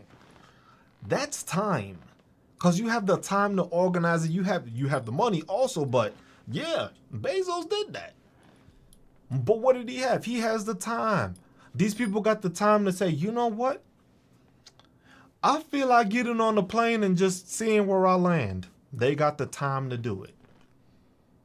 For regular people, they don't got that time. Their time is stuck in the mentality of 9 to 5, get out of work, try to help your kids with schoolwork, try to cook dinner, try to get ready, try to do laundry, try to do your own homework, try to make sure the bills is paid, try to make sure clothes is clean, try to make sure there's food in the fridge. That's a lot of stuff to go through. So you have to start fucking figuring out, okay, I can do this, I can do that. I need to cut this out. You know what? Maybe I don't need to get fucking Starbucks every morning. Maybe I'll get it every other day. And then you start noticing your bank account start coming up. It was like, you know what? Matter of fact, I don't think I'm going to do this every other day. I'm going to just buy my own coffee, buy a grinder, grind the shit up, and make my own coffee. Damn, and then you look at it. You were paying $5 a cup, and that's on a good note. You were paying $5 on a good note daily for the whole month. So 5 times 5, 25. And then for 4 weeks, 100. That's $100. With $100, you can invest that. Because remember, if it's over 12 months, that's $1,200. With $1,200, you can invest that. You can put that into a high yield savings thing, or you can put it into stocks. My thing that I always like telling people is, hey, put it into dividend stocks. Dividend stocks. Dividend stocks. And if you can, put it into stocks that pay monthly. There's certain dividend stocks that will pay you every month for you having their stock. May not be a crazy amount, but shit, your money is sitting somewhere making more money. Because you got to remember, if the stock goes up, that means the value of your shit goes up, meaning your dividend goes up. So let's say you have a stock and you getting 17 cents on a bad day. Or maybe it's 25 cents per stock that you get on a monthly basis, depending if it's higher or lower, depending on what you pick and you do. But think about it like this. If you're getting a dividend stock and it's paying you 25 cents for each stock, meaning that every 4 stock you have, you get an extra dollar every month.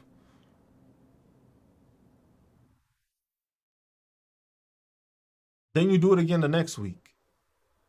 Then you do it again the next week. You do it again the next week.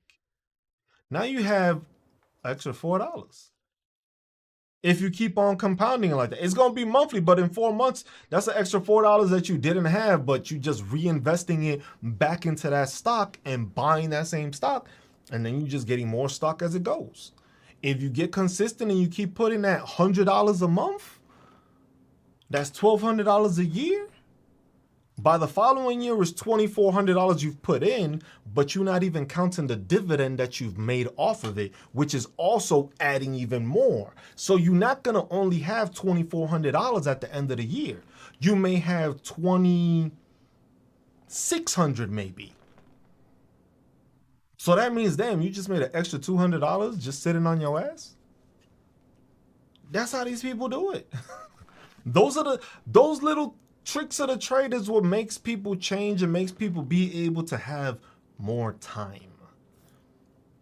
Because we all on limited time. Shit, a lot of us don't know how much time we got. So the fact that you want to think or have the thought process of spending your whole life fighting for work and fighting to pay bills, that shit didn't sit right with me, and it didn't sit right with me when I saw my parents doing it. So I know I wasn't going to do it, and I know my kids would never have to do it. And that's it. But you got to think that. Yep, and that's the thing. You never know, so you gotta maximize. You gotta maximize the time you have. If you spending it not preparing for the future, it's not like you're not going like I'm not saying to be get anxious and shit because you always thinking about the future. Because I already deal with enough anxiety and my fucking head is always thing. But the thing is it's different for me because my mind doesn't operate like the normal person. At, at least that's how I feel. My mind doesn't operate in the same way. I've always been an outside the box thinker. I've never been a fan of reading the books that they were teaching me. I always learned what they taught me, but I always found a different way of doing it, something that worked better for me, something that made me more efficient. There's always a blueprint, but there's always a way of making something better. There's always a way you can improve. You got to have that mentality like, all right, I made $100 extra this month. How can I improve? How can I save 105 next month? You don't gotta do nothing outrageous because the thing is a lot of people they start setting some outrageous shit like, yo, I saved $100 this month. Next month I'm saving 1,000, knowing damn well they ain't gonna make no fucking $1,000 the next month. So now you stressed out and mad because you ain't gonna make that extra 1,000, and then you be like, fuck this shit. I ain't even saving shit no more. I'm going to the club or some shit. You know how people are. That's how people are. That's how the mentality of people is.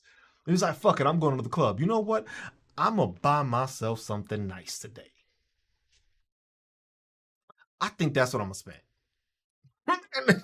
And then next thing you know what? That money that you thought you were saving that you could have invested, you could have put it in a savings account. Now just like now you just back at square one because you didn't want to keep the discipline to actually keep on fixing yourself. So it, my knees not closing up. Ain't nobody's knees. My knees is shot to shit. Fucking military had me doing too much fucking running. Never again. Not like I would join anywhere again, but what's up, Monica? But that's what it is. People have to start changing the mentality to be successful. You have to change the mentality to be able to actually think and visualize what it is you want to do. Most people don't set goals, and if they do set goals, it's most of the time unrealistic goals. And what ends up happening is that people get stuck in that mantra of, man, I didn't make this goal. I'm not gonna do this, and I stop. Like me and my YouTube channel. I'm nearing 6,000 people. I've been doing this for like 2.5 years. I wasn't expecting to get fucking shit. I wasn't expecting to get even to fucking 1,000 people, let alone get 4,000 watch hours and shit. But it's just like I did that on YouTube, and it was just like it was me doing it because I set goals. I was like, you know what? I gotta make sure I push out a video. You push out that video. Damn, it didn't do well. You know what?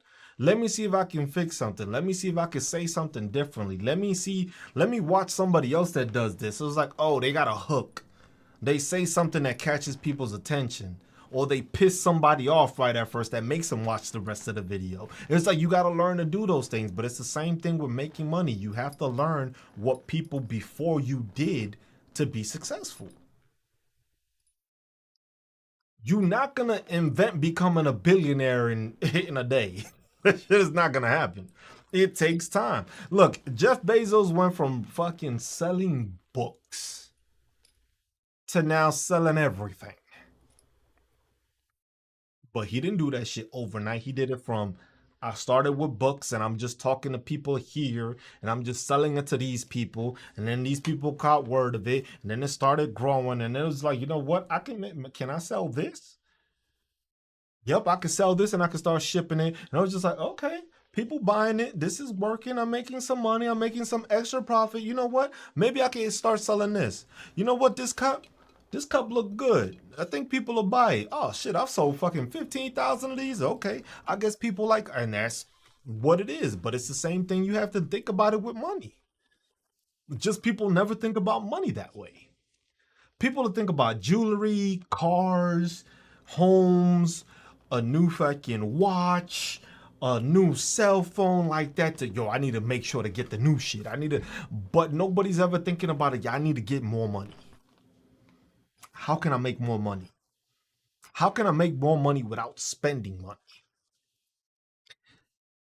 The thought process that most people need to get is you need to learn to make your money make you money. And people always get confused with that notion. I was just like, people get into real estate for that reason.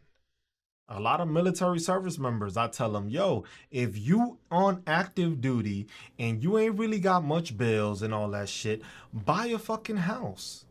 If you plan on staying in the military the whole fucking time, buy a house through the VA loan. Use the VA loan to purchase a home.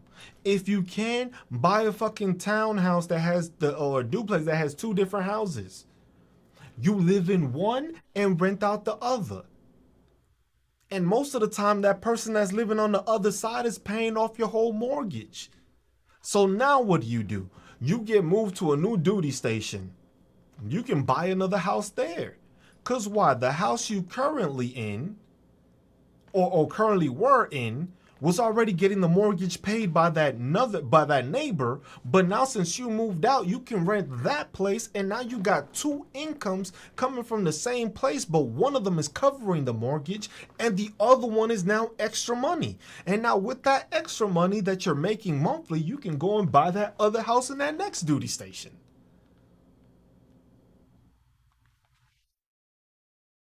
I should start charging now for this shit. Let me stop. It's how that's the question people need to ask themselves. How can I make my money make money? What can I buy or what can I purchase that can make me money? And that's what it is.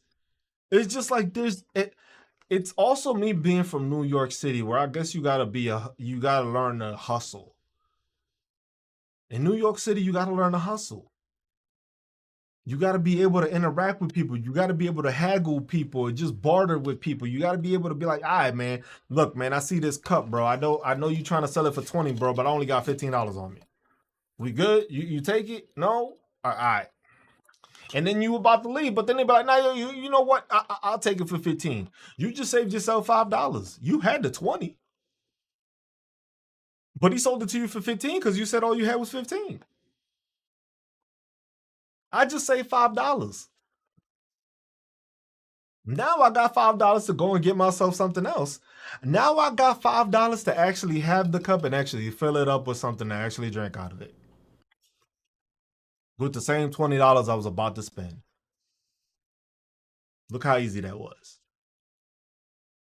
Look how easy that was. You just say $5 doing that. You can't do that everywhere because in New York City you got people that, sell stuff on the streets and stuff like that, but you can't do that in regular stores. But then it's just like, all right, this cup is $20. I'm gonna wait for y'all weekend sale. Oh, this shit is 17. Oh shit! Hey, it's $3 I saved. It's $3 I was gonna lose anyway. Might as well. There you go.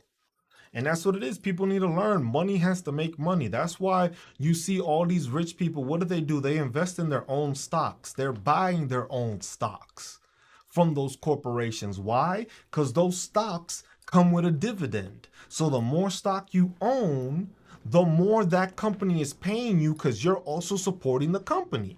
For some companies, but that's what you got to pay. It's like use them in that buy. Yeah, you buy expensive bags. It's just like how many of them shits you need? When you get to the point where you have the money where you don't care how much you spend and you can just not care. But BK, the thing is that most people don't understand that $20 bag is gonna do the same thing as a $300 one.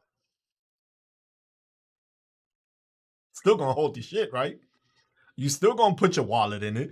You still gonna put your fucking keys in it. You still gonna put whatever you need in it, and it's the same fucking price. But sometimes people get stuck in the hoopla, like, oh, I gotta make sure I'm hot shit. I gotta make sure I got the latest stuff. You know what? I'm gonna get the iPhone 18. That shit don't come out for another year, but I got the hookup. I'm gonna pay $5,000 just to flaunt it. Bro, you could have done so much with that money. So it's just like you gotta make those decisions. Sometimes it's like, hey, but that's the other thing. Most people don't know how to budget either. Most people never seen a fucking financial document to budget their fucking budget or budget their money. You can listen to all sorts of people. You can listen to all the fucking wealth gurus and all that shit, but at the end of the day, it's on you to make sure you have the discipline and the mentality to make sure you make what you want reality to be for you. You're not gonna have nobody else is gonna do that for you. You have to have the thought process to visualize, like, all right, like I said, I saved $100 this month. How can I save 105 or 110? I was like, you know what? I did buy this. I don't need to buy this shit. I was like, you know what? I don't need to get this right now. You know what? I'm gonna skip on this for this month. Next thing you know, at the end of the month, oh shit, I saved 115. I was only trying to do 110. But then it's just like, shit, what the fuck did I do that I gained the extra 15 when I thought I was only gonna make five? You see? And then that's when you gotta pay attention to it. You pay attention to what you're doing. Next thing you know, hey, you save $15. Maybe it turns into 30 because remember, now you're making your own coffee. You're not buying coffee no more. And trust me, I know coffee, depending on where you go, is more than $5. It's not a flat $5. But when you doing that shit daily for a whole month, every morning you went and got Starbucks. That's money. And I know you ain't go to Starbucks and just get the coffee. You had to go get the little pastry or the little fucking sandwich or this little thing here. And next thing you know, that fucking $100 you were spending a month is like $250. So imagine you just had an extra $250. I know the coffee ain't that good. That's why I make my own shit.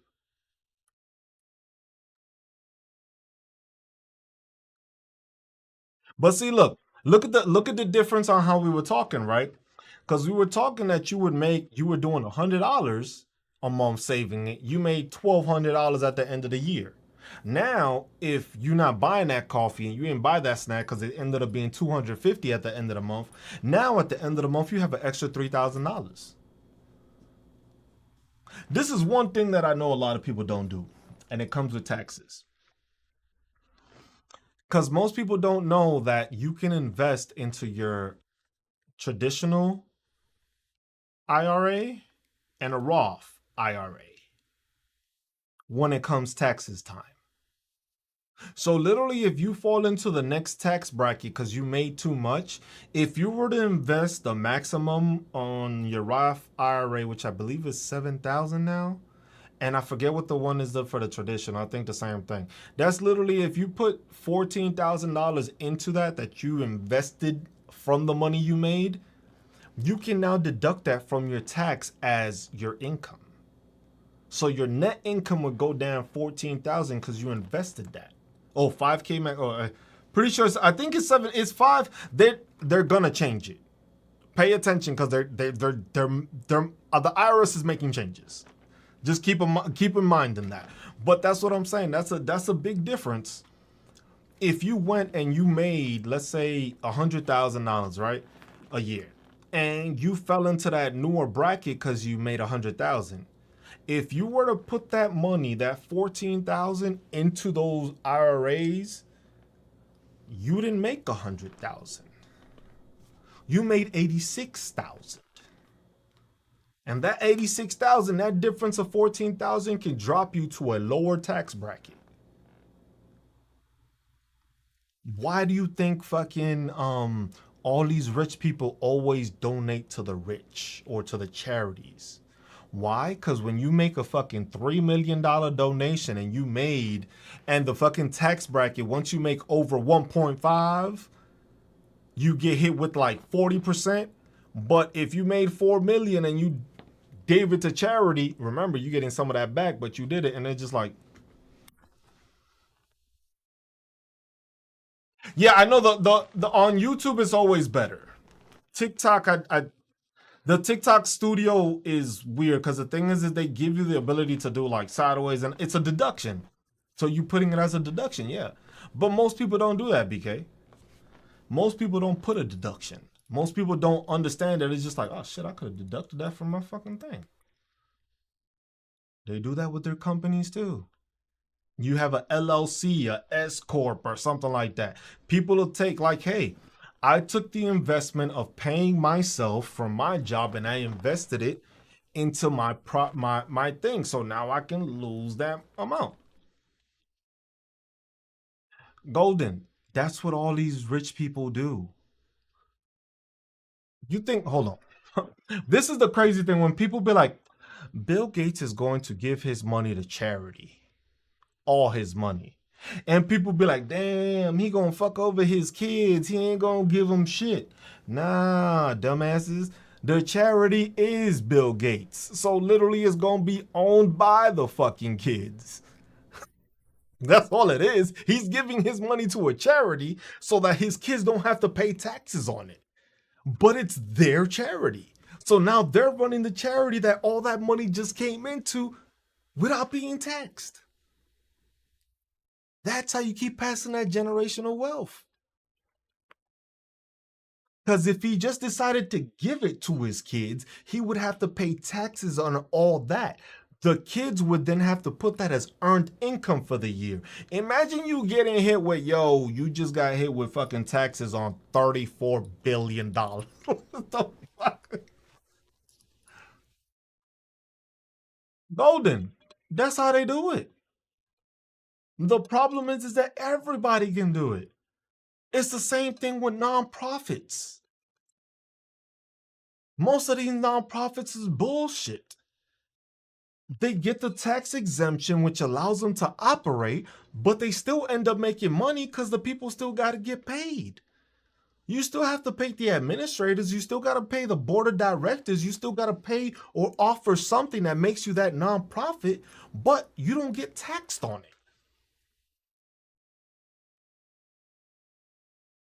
That's all it is.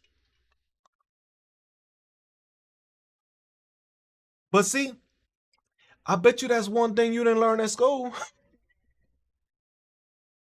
They make sure not to teach you that shit.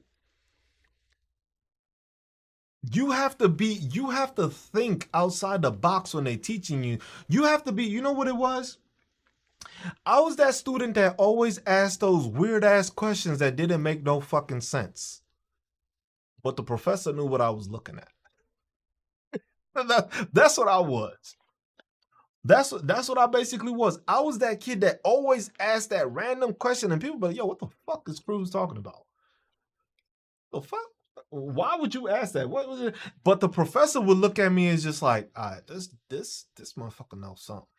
He this isn't his first time in this subject." And the professors know because then it's just like, yeah, this guy knows he has like a background or something because it's like that's not a question a person that just started this class would say. But I was always like that with everything because it's like there has to be a better way. It's like there has to be a better way to be able to make more money. There has to be able to. There has to be a way. These people do it all the time. Like, how? Why can't I do it? I should be able to do the same thing. And then you start looking at it, and it's just like, damn, I could do this shit. I could make a LLC. I could make a company. I can make purchases through my company to support my business. And those things that I'm purchasing are business expenses. So I'm technically not, I'm spending the money, but I can put it as a tax deduction because it's part of the business. I know some of you is just like, that's what I'm here for.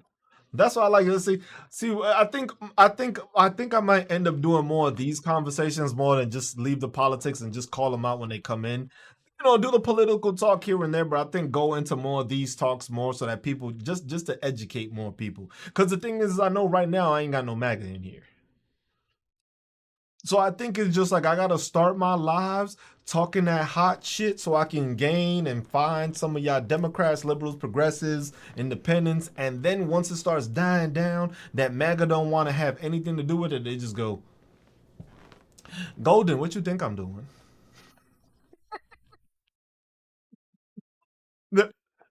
You think you watching me from this good ass camera and I paid for it for no reason? Nah, man. This is part of the company. All y'all see is part of the company. Y'all don't see all the fucking shit I put here. Yo, what's up, Vin? How you been? Good to see you, Vin. Good to see you. It's just like most people don't like all this shit I have. Like I remember I think I was doing one stream that I was doing off my phone and it was just like I showed all the shit I had because I think it was one viewer just like, yeah man, you probably got some like broke ass shit, and then I just turned my phone around and he saw my screen. My screen alone is $1,000. The camera y'all watching me from is 700, 800. That's not even considering all the fucking lenses I bought with it. That doesn't count the fucking microphone that y'all hearing me from that I have. This little shit, the DJI mics. Check out how much one of them shit. So that's why I was just like, damn, Mega, y'all mad at me because y'all broke.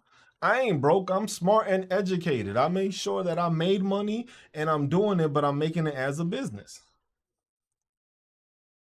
So let me get that Puerto Rican chicken. I ain't got no Puerto Rican chicken marinade. Could MAGA be as exhausted as the rest of us? MAGA will never be exhausted as us because they don't understand the stuff that is making us exhausted. A lot of us are exhausted because of the fact that we are paying too much mind to MAGA. They're just as exhausted because those people work harder than everybody else. MAGA works harder than everybody else, but doesn't put the shit to knowledge to actually make them beneficial for them. You need some chicken, yo, put some. Cause me, sometimes for me, it's simple. You gotta make sure you put some garlic in there, some crushed garlic, put some fucking sazon. Depending on what you want to do, you can put pepper, garlic, you can put onion powder. Depending on what you want to do with the chicken, if you want to give it some coloring, you can put some paprika, give it some red because it's crushed. You can do a lot, man. It's just you just gotta figure out what you want to do. Then always, you know me, I'm here to talk shit until they ban me, but I'll be back. I ain't going nowhere. That's what you got to do, man. With chicken, bro, you gotta figure it out. Cause the thing is man, making chicken is rough. Cause the thing is you'll try all fucking yo Saki, my man. Hold on, Saki, I was gonna make you the mod. You have been modded, my friend. There you go.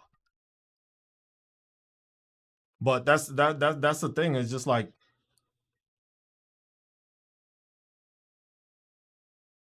yeah, because now lately it's just like I keep on getting banned now, so it's just like since you said that, I was just like fuck it. If you see a comment, just block them. I don't give a fuck. That's what I've been doing. Literally the whole time I've been streaming today is just any MAGA that comes in, I literally block them.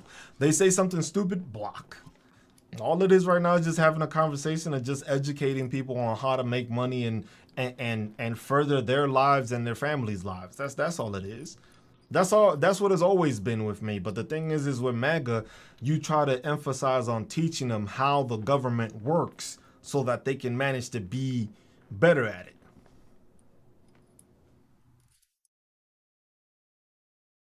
A cilantro onion broth. I've never done an onion broth. I've cooking with broth is good because you can marinate it like that. You marinate it and let it cook like that, and then you can throw that shit on the grill to sear it. Ooh. Thank you, Vin. Appreciate that. But that's what it is. It's just like most people. These are the tricks of the trade that people don't talk about. This are those are tricks of the trade that people don't fucking emphasize on it. It was just like, look, most people. If somebody would have come into my room and see how much I paid for all this shit, they'd be like, yo, how much fucking money you got? And I'd be like, yo, this took time. I didn't just go one day and just I got all this. Nah, I started off slow. First, I built the computer. That took money. Then I started upgrading my stuff. Then I was like, you know what? People need to be able to hear me better. Let me buy a fucking microphone. I bought a microphone. I have microphones that are sitting on the side. Like the first shit I ever bought is on the little wall I have with my fucking pops and shit. That shit is on my wall. I'm keeping all the shit I had that I made because it's just like so it can remind me like, yo, bro, you started from here. You started with this microphone. You started with this camera. You started with this computer. And it's just like, look at you now. And that's all it is. It's just like one thing I saw that one quote that I saw from a video I saw today. It was just like most people don't appreciate the goals that they accomplish because they're always pushing for better. So sometimes you just need to sit down and look at what you accomplished and be proud of yourself. Be proud of what you've accomplished because you've accomplished a lot. The thing is that you know to keep working more. So you don't give yourself enough credit sometimes because you've accomplished a lot of the goals that you've always wanted to. You just never told yourself, you know what, you've done a good job. Cruz, you did your thing. Sometimes you just got to pat yourselves on the back and just realize, you know what, I accomplished this. I did this. I've been able to create a channel. I've been able to increase my following. I've been able to help veterans. I've been able to help people. And it was just like me, those reminders are when people come back into the lives and just be like, hey man, what you told me helped me. That's the best pat in the back I could give because I don't give myself a pat in the back because I just keep on working to get better. But when somebody comes in like Kobe Davis, like, hey man, I haven't talked to you in a while. I'm 100% disabled and this and that. That's my pat on the back for me. That's me congratulating myself without having to tell them because somebody else is telling me I helped them. And that's it. But sometimes, hey, sit down and just realize you've made it this fucking far. Too many people don't do that enough. Too many people in this world don't do that enough. Like, yo, I've made it this far. Appreciate you, Aaron. Appreciate you, my brother. That's what it is. Sometimes people just need to stop and do that. You gotta think about it. It's like I keep telling everybody, the military ingrained that into me. You're only as strong as your weakest link. And if your weakest link means that they don't have the information that you have, it's time for you to share that information. That's why I share the information I have. Ain't nothing. Why am I gonna gatekeep something? Because I know that if I'm telling you, hey, make a LLC, invest in dividend stocks, look into a trust fund, look into how you can manage to get your kids to keep their property and that and not pay taxes on it. You start thinking like that, you're gonna gravitate more people towards you to think the same way. Cause then somebody's gonna be like, damn, how the fuck did damn, this dude got a house, he got kids. His kids got the house and they didn't have to pay taxes. The fuck? I gotta talk to Cruz. Like, yo, Cruz, what'd you do? And then you learn from there and you learn from there. That's why these people, like we started earlier, it's the networking. That's why people go to school. It's the networking. It's not to get the fucking paper. I got two of those fucking papers. You think MAGA gives a fuck how educated I've been? Mega hasn't given a fuck about me having two fucking degrees. So it's to the point where it's like, yeah, the degree's good, but hey, no problem, BK. I'm always here. As long as if you like I said, if y'all don't see me here and I get kicked off or something, go on to the YouTube. I'll keep on going from there. Every one of these lives is being recorded on YouTube. So if you ever want to go back and you want to listen to something I was talking about or something I was explaining, you can always go on YouTube and just watch the video, go to that section, watch what you have to, leave a comment if you can, just like it, whatever it is, and do it that way. But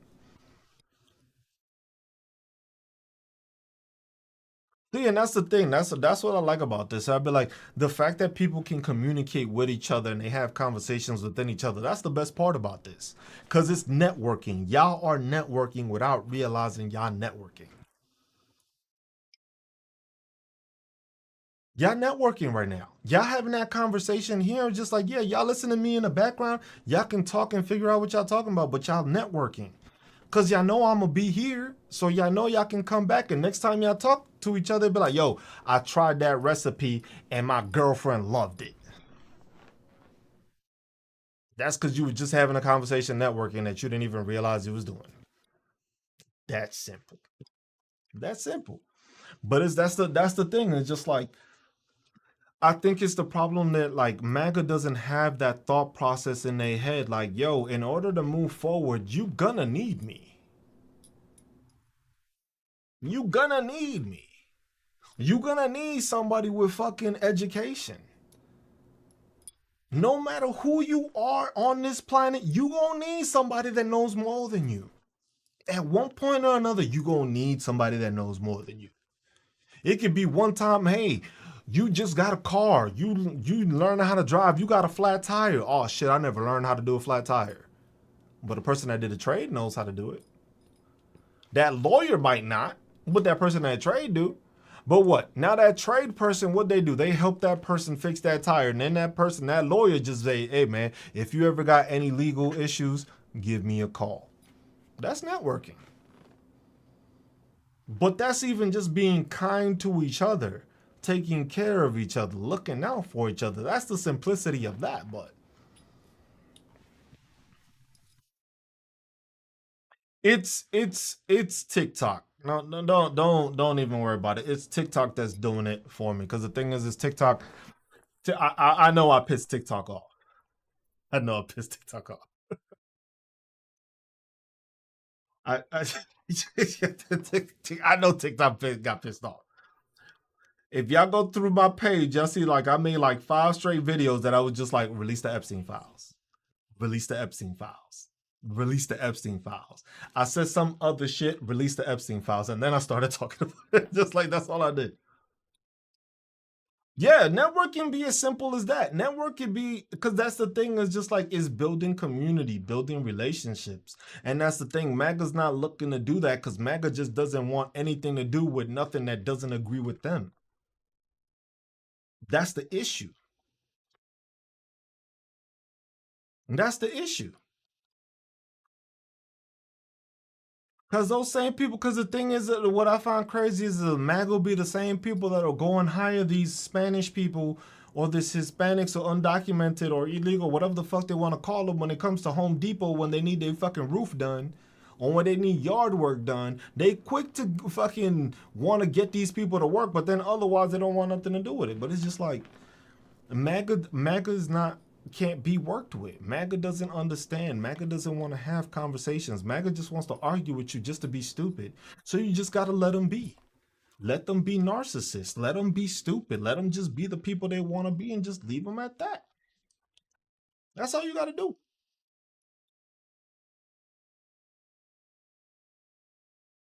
And that's unfortunate, but that's why it's just like now, look, I've been going, shit, I'm about to hit 3 hours, so I'm going to be cutting out in a bit. But it's just like, it's just having these conversations because the thing is imagine me trying to teach MAGA how to fucking make their money make money. Right now, they would probably say I'm fucking committing fraud, but then they would be okay with fucking Donald Trump doing it, but it's okay that I'm doing it. They don't think to, you know what? If they doing this shit and it's legal, why the fuck am I not doing it and it's legal? Yeah, all you got to do is give them a promise that it's gonna happen, and then they're gonna forget because they don't remember all the shit that they got promised.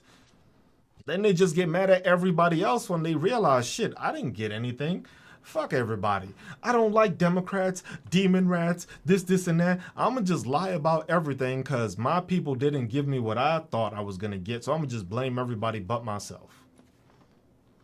But that's the hard part for most people. Most people don't realize you have to get out of that thought process of working a 9 to 5.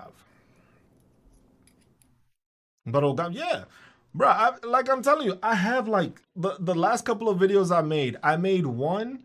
I think the only one that I didn't make that was of the Epstein files of like the last 5 I made was I think the one that I started talking about the National Guard. And Aaron would understand. I was just like, yo, how you got Yeah, because I've heard them call them that, like demon rats. I was like, hold on, how y'all calling Democrats demon rats, but y'all got all the pedophiles in your fucking party? I was confused, but they come up with everything. I was just like, but with the National Guard, I was just like, damn. Imagine you're in the National Guard and you get called to active duty, to play active duty, and you end up picking up trash. Yo, that shit fucking killed me. I was like, damn, so y'all want to play active duty and they got y'all doing active duty shit. Cause you know why? In the military, when you ain't got nothing to do, start cleaning. But we just clean, start cleaning. We ain't got shit else to do, start cleaning. Before you find yourself doing something stupid, you better clean that trash can that you just fucking took out. Time to do something. We gotta find something because if they see us not doing shit, start cleaning. It's just like how you got all these people away from their homes, away from their families, away from their jobs to pick up trash. To pick up trash? You needed the National Guard to pick up trash. The rolling the red carpet thing, that I saw that people were saying like, oh, soldiers were bowing down to him. People just over exaggerated that. That was just a detail. Why it was service members doing that detail for the fucking carpet? That is the question I have. That I found kind of weird because you could have had Secret Service doing that. What's up, bro? You back from more? Chill out right there. You gonna stay or you gonna drop? What's up? Whoa, where you going, bro? Damn, bro, you got claws, bro. You can't be dropping down people's back. Have you lost your mind? Yeah, it's a deeper essence. The thing is they're trying to do that because what they're trying to do is this is what people don't realize. This administration is trying to normalize what they're doing. The problem is that we have these states that are going against it. We have these governors that are going against it. We have people that are going against it. That's what's going on. Because remember, now you have veterans that are sitting out. There's some veterans that are sitting out at Union Station in DC, and they're gonna stay there till the National Guard gets moved. You had all those protests that are the music festivals that are going in LA. They haven't been reported because remember, they sent the Marines, they sent the National Guard, and these people are still fucking protesting, but you haven't heard any of that. I Kobe, I've had views like growing up, I always saw Democrat. As I started learning stuff, I understand some Republican values. I do. I understand some of the conservative stuff. So then it leaned me to it's just like, but what really changed my thought process was I watched the Dave Chappelle special. And Dave Chappelle was one of the reasons that I started switching, that I started changing. Because Dave Chappelle said, it was just like, I forget what he was talking about. I can't remember the special entirely, but the gist of it was basically, he was just like, I don't understand how people have already made up their mind on a decision without even hearing what the issue is. It's like he never understood that. It was just like I never understood how you already made a decision on a topic that you haven't even heard what the topic was because you already decided because you're Republican, you're just gonna vote red no matter what the topic is. And he explained it in a way and then just left me like stuck, like, yeah, that makes sense. And then also, I grew up watching George Carlin. If I don't know who George Carlin is, just watching. George Carlin fucking fuck my head up like crazy. George Carlin, there needs to be another we don't have that comedian anymore. We don't have that person that makes those fucking Yeah, he's an old comedian, but what he did, we don't have anymore.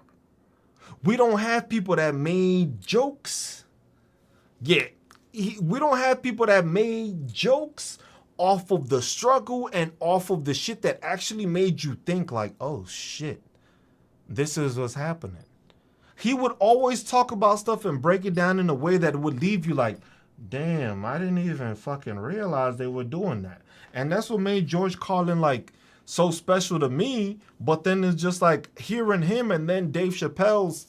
I was laughing my ass off, and he was like, "Yo, you made a decision without even hearing what the topic was. That's crazy." That's what I have it. I have it as Cruz Talks on the Cruz Talks podcast is what I have it as on YouTube. It was like I was doing podcasts before when I first started it, but it was more talking on the military aspect and the VA stuff. With this is just like I started doing it. I decided, you know what? It was just like TikTok keeps fucking me over because it'll try to do something. It got me into the creators program. I was about to start getting paid. I was on there for a week, and then there was like, oh no, you're under a business profile. I was just what the fuck? Yeah, Aaron, still. Every Sunday. Every Sunday, 12 noon without fail. Unless my back is fucked up or I got a migraine, 12 noon every Sunday, I'm still doing it. The thing is you have to be open to all views because the thing is that's what I learned and that's how I've been able to like I went to school for public administration, but the thing is I think one of the reasons why I chose to come to like I went to K State. It's a Republican state. It's a Republican town. No, well, it's a Democratic town. But it's just like I graduated from K State, but at the same time, it's just like these people have a Republican, smaller community type mentality. I'm from New York City. I'm from the complete fucking opposite. So I need to make sure to engulf myself and introduce myself to how these smaller cities operate. Because I understand how New York City does it. But New York City has to account for 9 million people. It's easier and still more difficult to run a state or a town where you have I think this town only has like what 55,000 and that's when the school is in. Bro, that's like a mile and a half in New York City. Shit, so it's just like it was just like so it's just like okay, because the thing is that's why the people that were my cohorts they loved me for that because I always gave the perspective of a bigger city.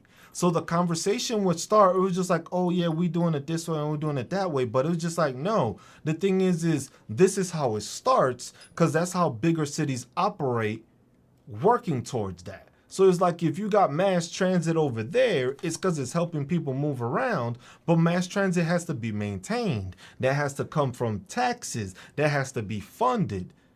Even if it's a private corporation or not, there's going to be a subsidy or something like that. So it's just like, hey, when it comes to making stuff here, you got to do that. That's the thing is that's why it's just like I don't even want to.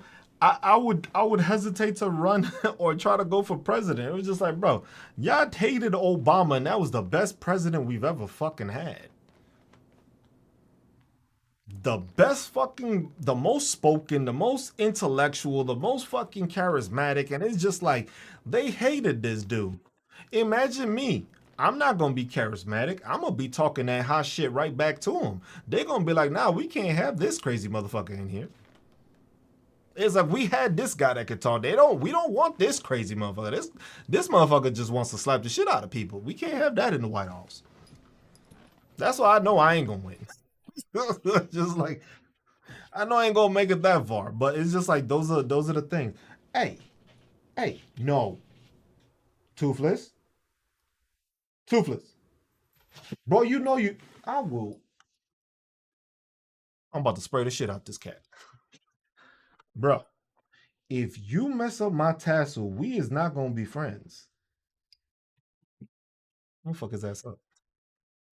The kids picked Toothless. We went to watch the live action How to Train Your Dragon. and they were just like, "Oh, we want Toothless." Yeah, no. The thing is that's the thing. Just me. Aaron is a Republican. He's a Republican. He doesn't agree with the fucking stupidity of MAGA. So that's the thing. There is a difference between Republican and MAGA. The unfortunate part is that they're still part of the same party. So that's why I always say that, yo, MAGA, real Republicans won't even let you sit with them.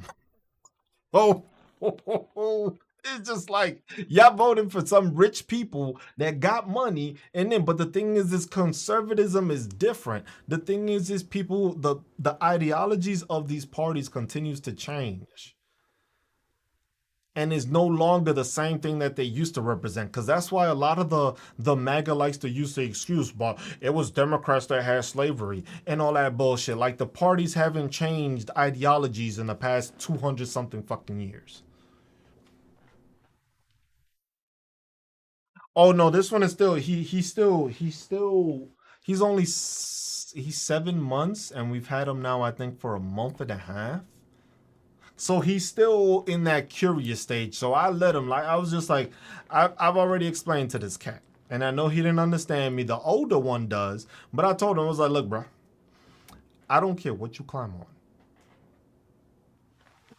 What is he on there?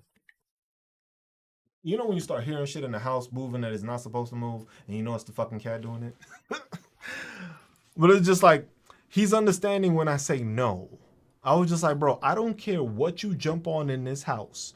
You do not jump on the kitchen table, and you do not jump on the counters in the kitchen. Otherwise, I don't give a fuck where you land. That's the only time that cat gets wet. And all I do is spray him with some water. That's it. And he started understanding because the first time he went, I think he like snatched somebody. Like somebody, one of my daughters had left food, and he just like snatched the shit. He snatched it, and I thought he was gonna take off with it. No, he literally sat his ass down on the table and just ate it. I was like, "You have some balls, kid."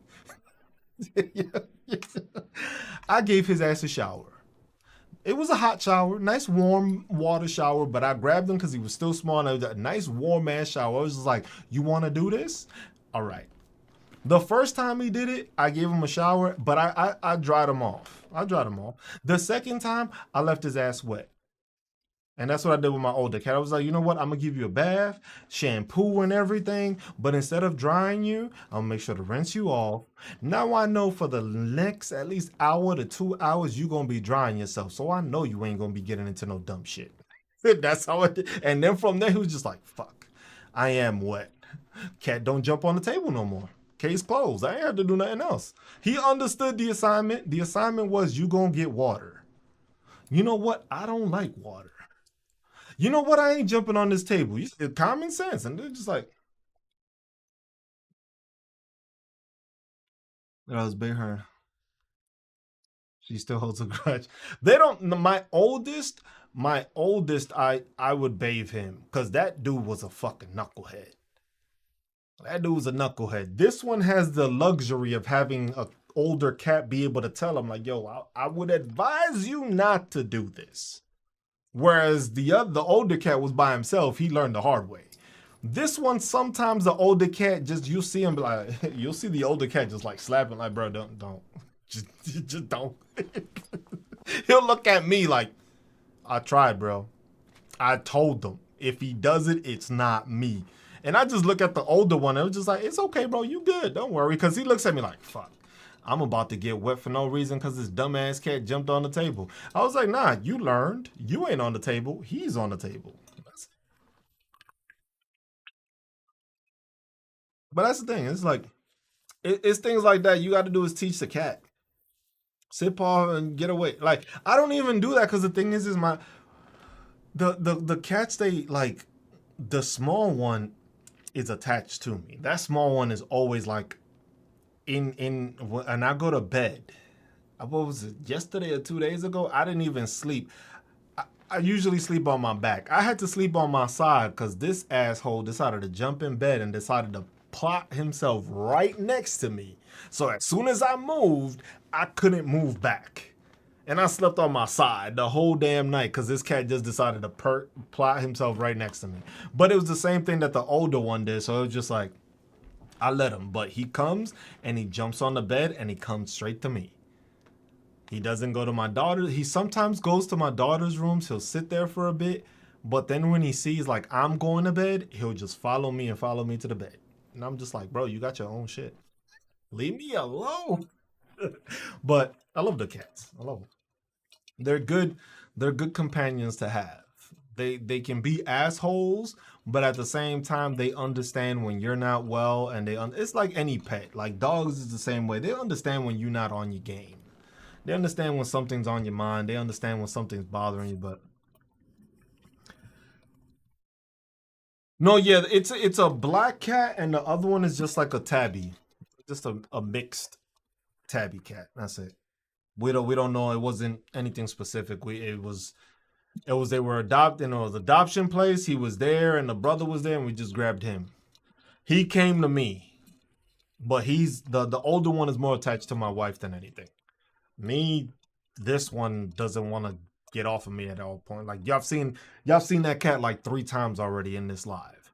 My other cat hasn't even shown its face. My other cat loves me when he's hungry.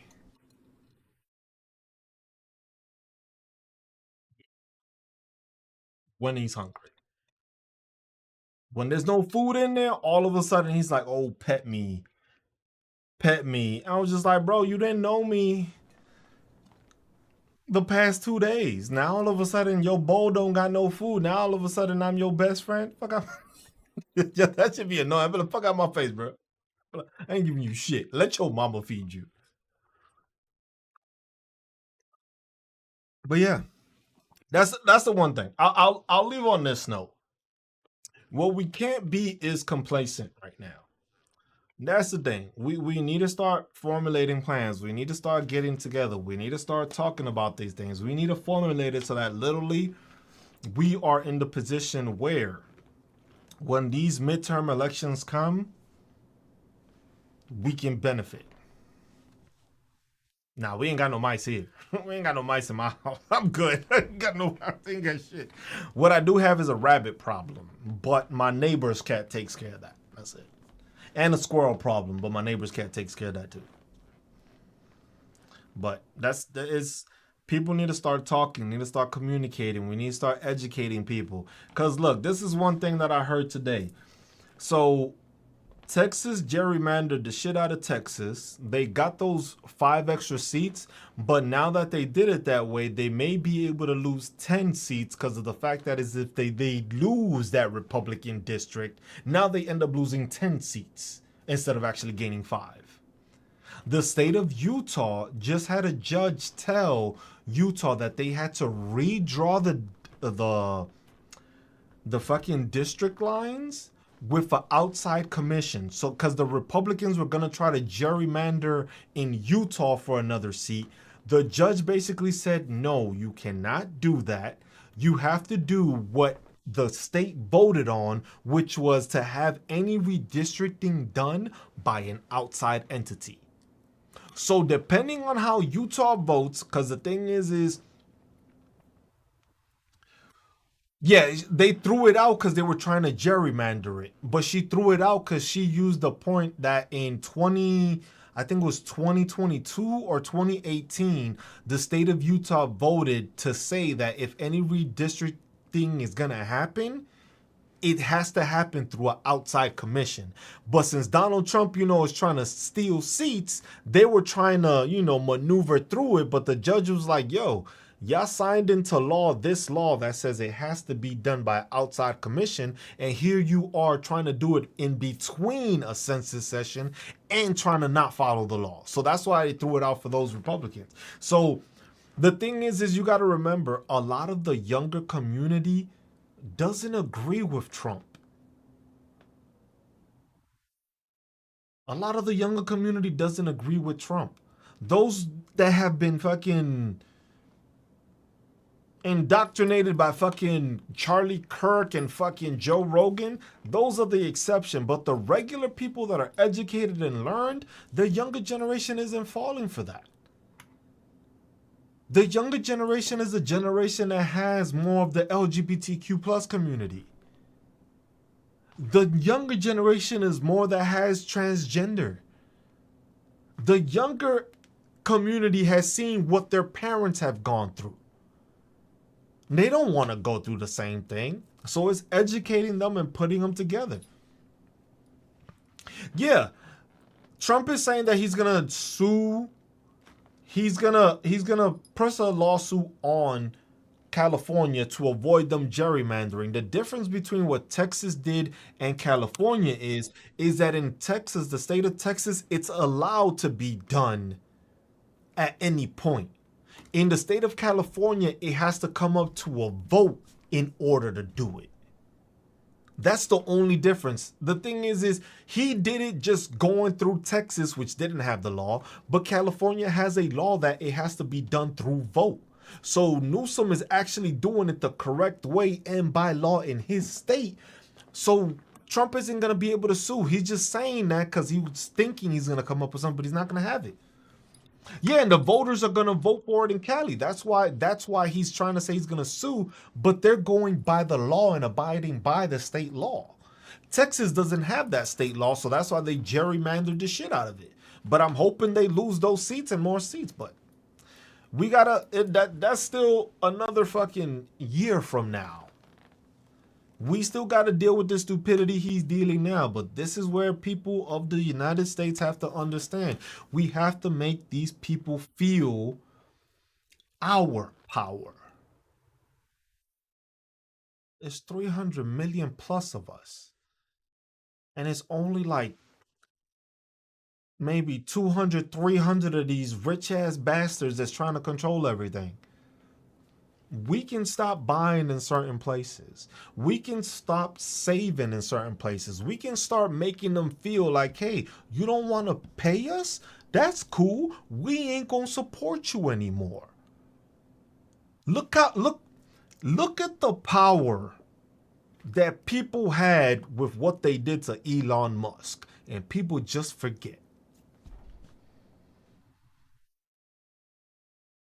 Look at the power everyone had when they said, fuck Tesla. My man started losing money quick. My man left Doge so fast after he lost all those billions. You haven't heard of him. When's the last time you heard of fucking Elon Musk?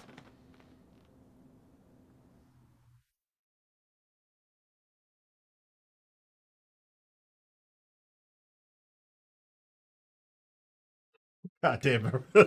He got the fucking... But look at what I said. Look at that. When was the last time you heard the name Elon Musk out of this administration? You haven't, right? And look at the power that the United States had to make this dude lose a fraction of his wealth. Why? Because what did we stop doing? Stop talking about Tesla.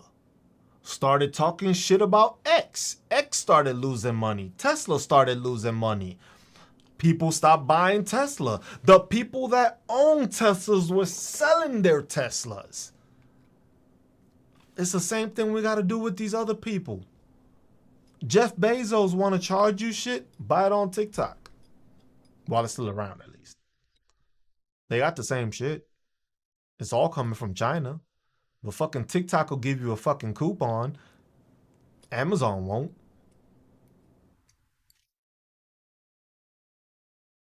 Start shopping in other places. Hey, you used to go to Walmart all the time, or you used to go to Hy-Vee, or you used to go to what's the other one? Safe something. Safeway, I think it's called. No, that's the thing. I was just like, go to that fucking grocery store from the locals. Stop going to those corporations. Stop going to those big people. Start buying from those local people, those people that are in the community, even if you don't like them. Just if they can get the shit for you, you at least know who you giving the money to and where it's going to go back to, as compared to paying it to fucking Amazon, and your ass is supposedly got 2 days fucking delivery and your shit get there in 5. Don't get me started on that shit, but That's a whole nother fucking live. But all right, y'all. I'm gonna go to sleep. It's about to be 12. Y'all get some rest. It's only fucking Tuesday. I can't be doing these shits on a weekday.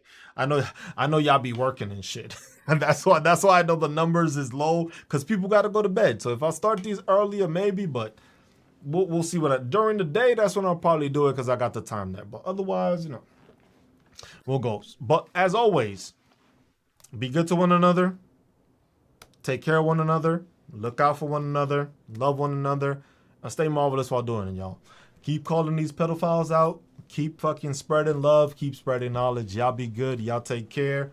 I appreciate y'all. See y'all on the next one. Peace.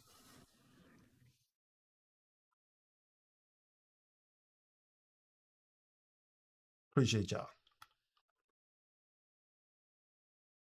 All right. YouTube, as always, appreciate y'all. It's always there, always available. Tune in, watch it, rewatch it. It's all good. Peace.